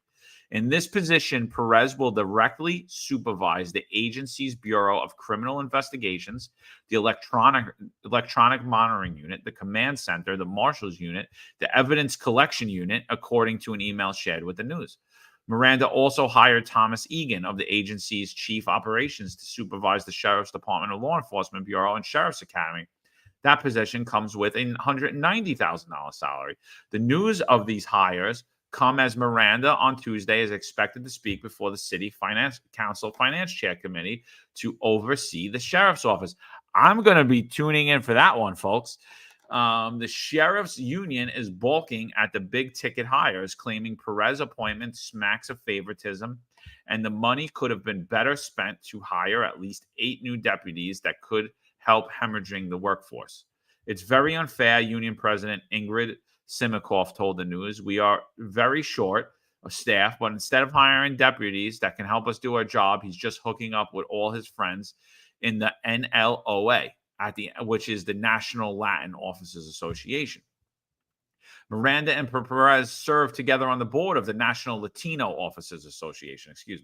City officials said there is an incoming class of more than 60 deputies this fall, calling into question the union's criticism, the hiring senior staff roles coming at the sense of deputies.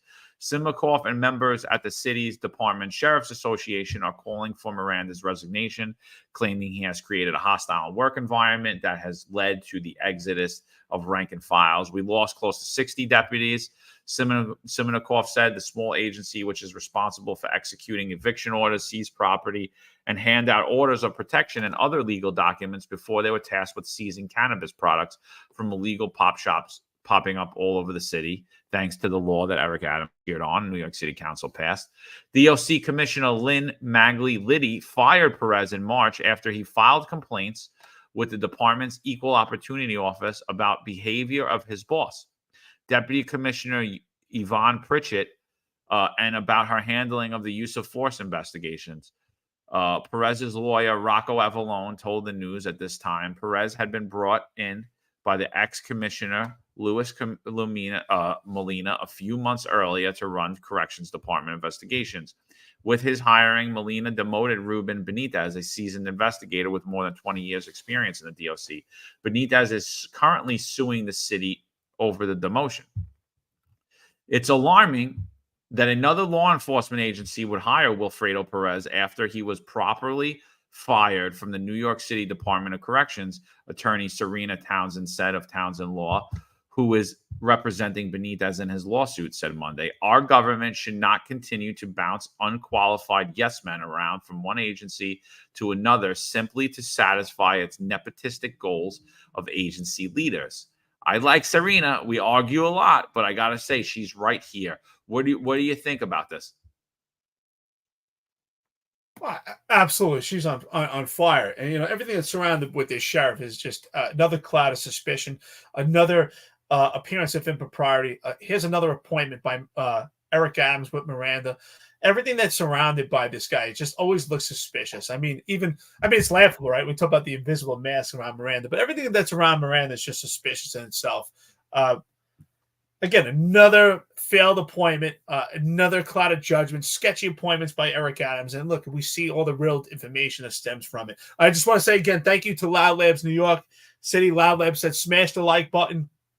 And I appreciate being a friend to the podcast and listen with us. John, we're now almost 3 hours into it. How many people we have on right now?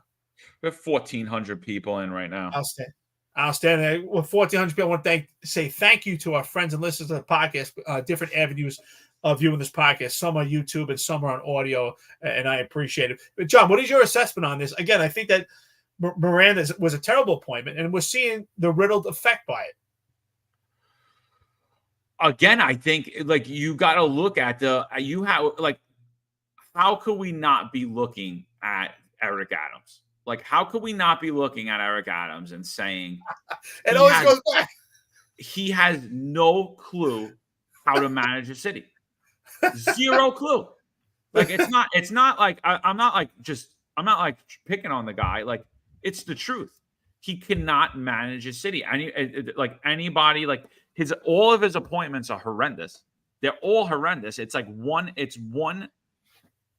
idiot after the other. They're all nepotist babies. They're all nepotism.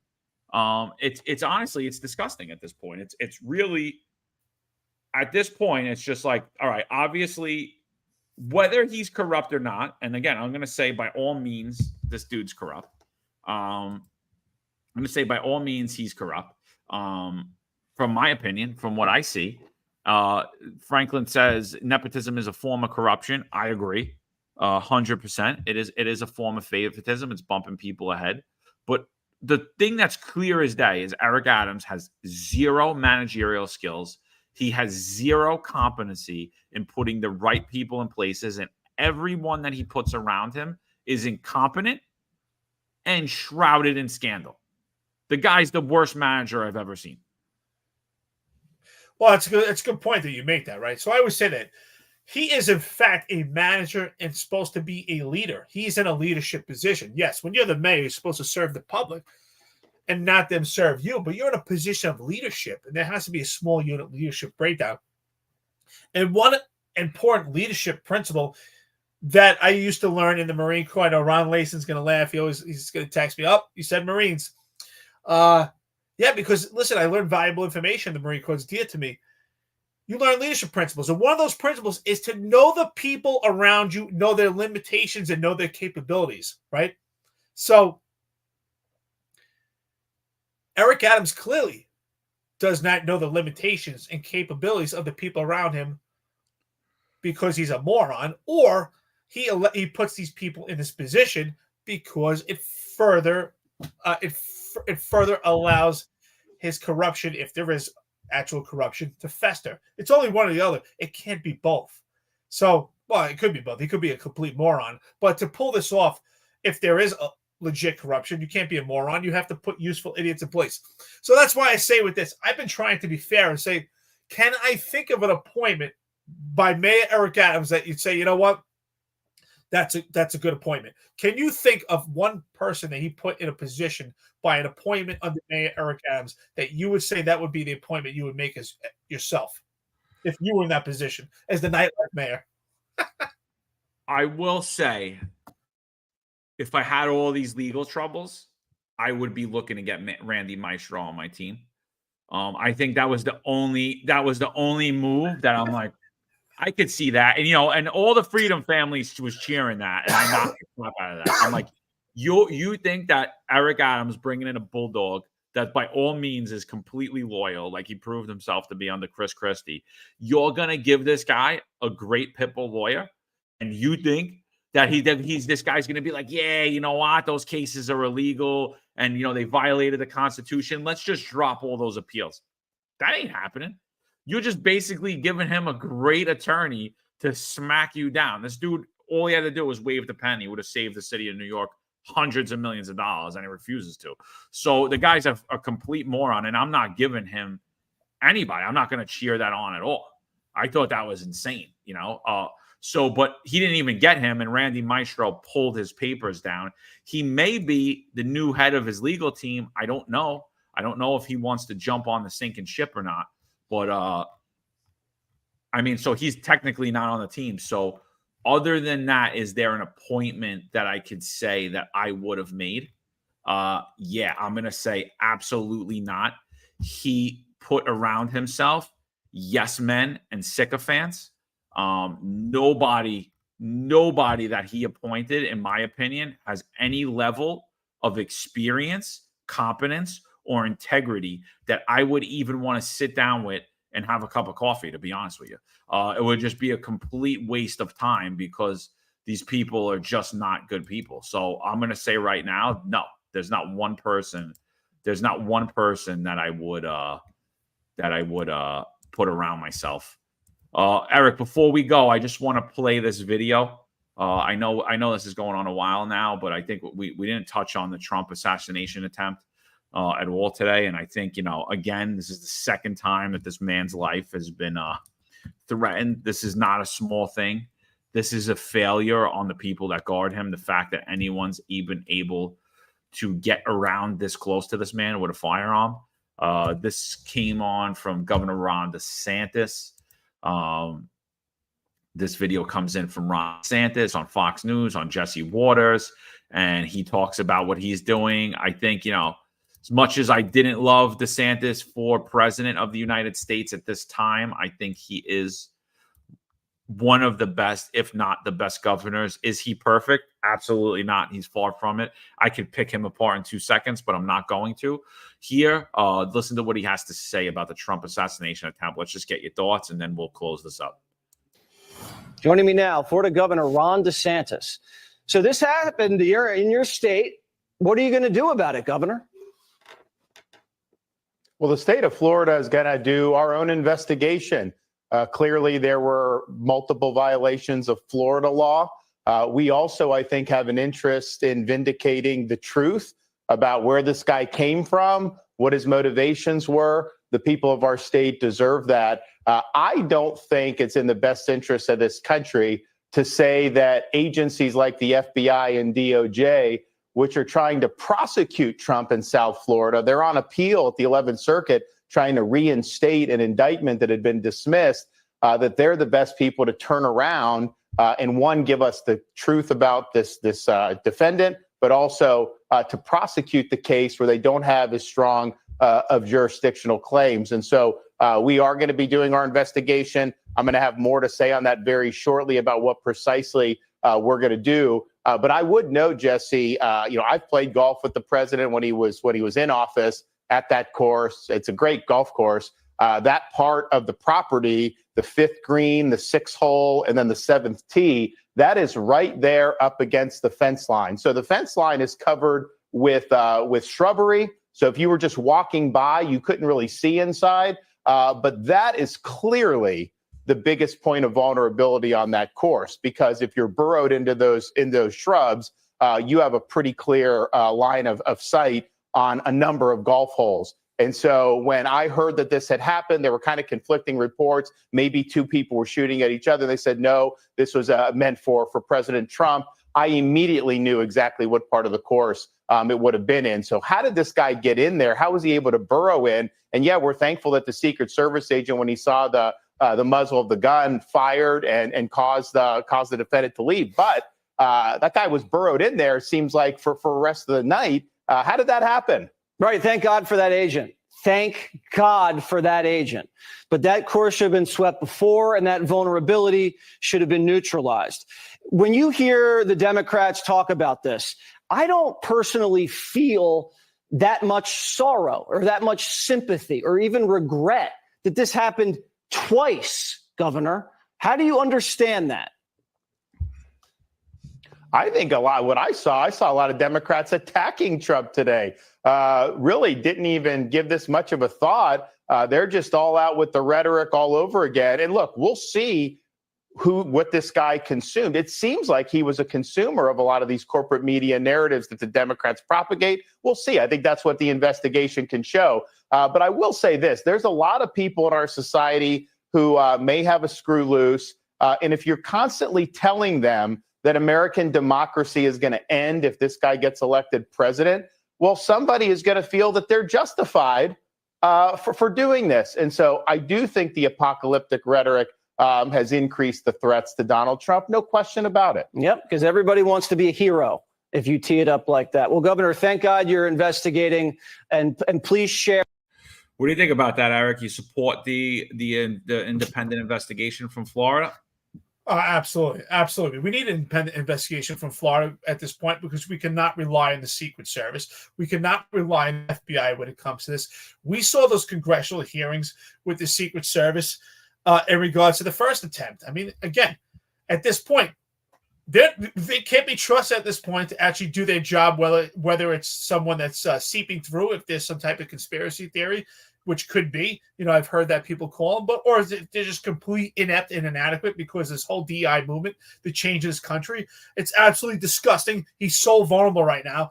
Again, does the rhetoric hurt him and make him a target for attempted assassination? Sure, absolutely does. And we know that, but he's had this rhetoric for the past going on almost 12 years at this point, this rhetoric. So it's not just that, it's the fact that it's completely vulnerable, and they are no longer can they be relied upon to protect him. And I do think that an independent investigation is the right move, absolutely, because they're completely, at this point, non-biased, and they should not be affected and can actually do an unbiased investigation. But what does that also tell you, John? The fact that they want to do an independent investigation tells you that the Secret Service and the FBI is not being transparent with DeSantis and Florida, and they're not giving the information. There's no level of communication for them to actually trust that the investigation is being carried out properly. 100%. 100%. I agree with you. I support the independent investigation. I think that independent investigation needs to still happen on the first assassination attempt. Now we have the second one. Why weren't those sweeps in place? And I agree. The rhetoric is insane. I watched a lot of people put out videos of a lot of people calling for violence against Trump, saying that they wanted to do violence against Trump. A lot of political figures, a lot of news heads, it's something crazy, and they talk about MAGA extremists consistently. And yet, we get called MAGA extremists consistently. And you've never heard, as much as I'll say that Lincoln Russell is an idiot, I'll tell you how incompetent Eric Adams is. I'll tell you he needs to resign. You've never once heard anyone on this show call for violence against anybody. Not one time. Not one time, and because we truly don't, I just don't support them. We don't support them. We don't support their policies. It's a joke. I'm just going to leave on this. This is my last note. This comes in from Sammy Ravello, hysterical. Dan Romania just sent this. He just brought this to my attention. Sammy Ravello says, if the new NYPD PC, police commissioner, wants to restore credibility amongst the ranks, he should reinstate DEI hire NYPD Daughtry back to the detective position where he belongs. I concur. I'll second that. I like that should be at that promotion ceremony. That's why, listen, that's why the friends and listeners to the podcast are so important. You keep us going. You keep us motivated to want to do this every morning. You weigh in with us. We appreciate it. You know what? New York's finest retired Unfiltered podcast. It's been a hell of an adventure. It's been a hell of an adventure to go through this opposition from people that just want to play pretend and they don't want to hear the truth and honesty. But I love it. Honestly, I love our haters. I really do. I love our friends. I love our listeners, but I love our haters. Our haters keep on going. The more you hate us, the more we keep going. We appreciate it. You heard it here. We'll be back tomorrow, 8:05 live, 5:05 on West Coast. I want to thank everybody. If you have any ideas that you want spoken about tomorrow, try to stay on the topic, of course. Put them in the chat. Put your articles in the chat, and let's keep it going. Let's keep it moving. And Thank you, everyone. 11:30, FDNY is having the press conference about Diddy. We'll break that down tomorrow. All right, guys. Thanks for tuning in. Finance Unfiltered. There's a handful of retired officers that don't live in the state that have a lot to say about the dream team, as I like to call it. All of a sudden, they retire and have a master plan on how to fight crime, but nothing to contribute when they were here. They want to come back and be part of the dream team. What can I say? Law enforcement professionals dedicate their lives to serving and protecting our community. But who's protecting their financial futures? That's where Laidlaw Blue comes in. Our wealth management platform is specifically designed for the law enforcement community. Laidlaw Blue is a division within Laidlaw Wealth Management, run by retired New York City detective John McDermott. His status as a retired detective uniquely positions him to establish a deep connection between Laidlaw Blue and the law enforcement community. Our platform is easy to use and provides a range of financial services, including investment management, retirement planning, and insurance solutions. With Laidlaw Blue, you can secure your financial future and provide for your loved ones. Our team of experienced financial advisors understands the unique challenges and opportunities that law enforcement professionals face. We're here to help you navigate the complexities of financial planning and achieve your goals. Laidlaw Blue. Secure your financial future today. Book a meeting using the QR code displayed or call us directly on 888-901-BLUE. That's 888-901-BLUE.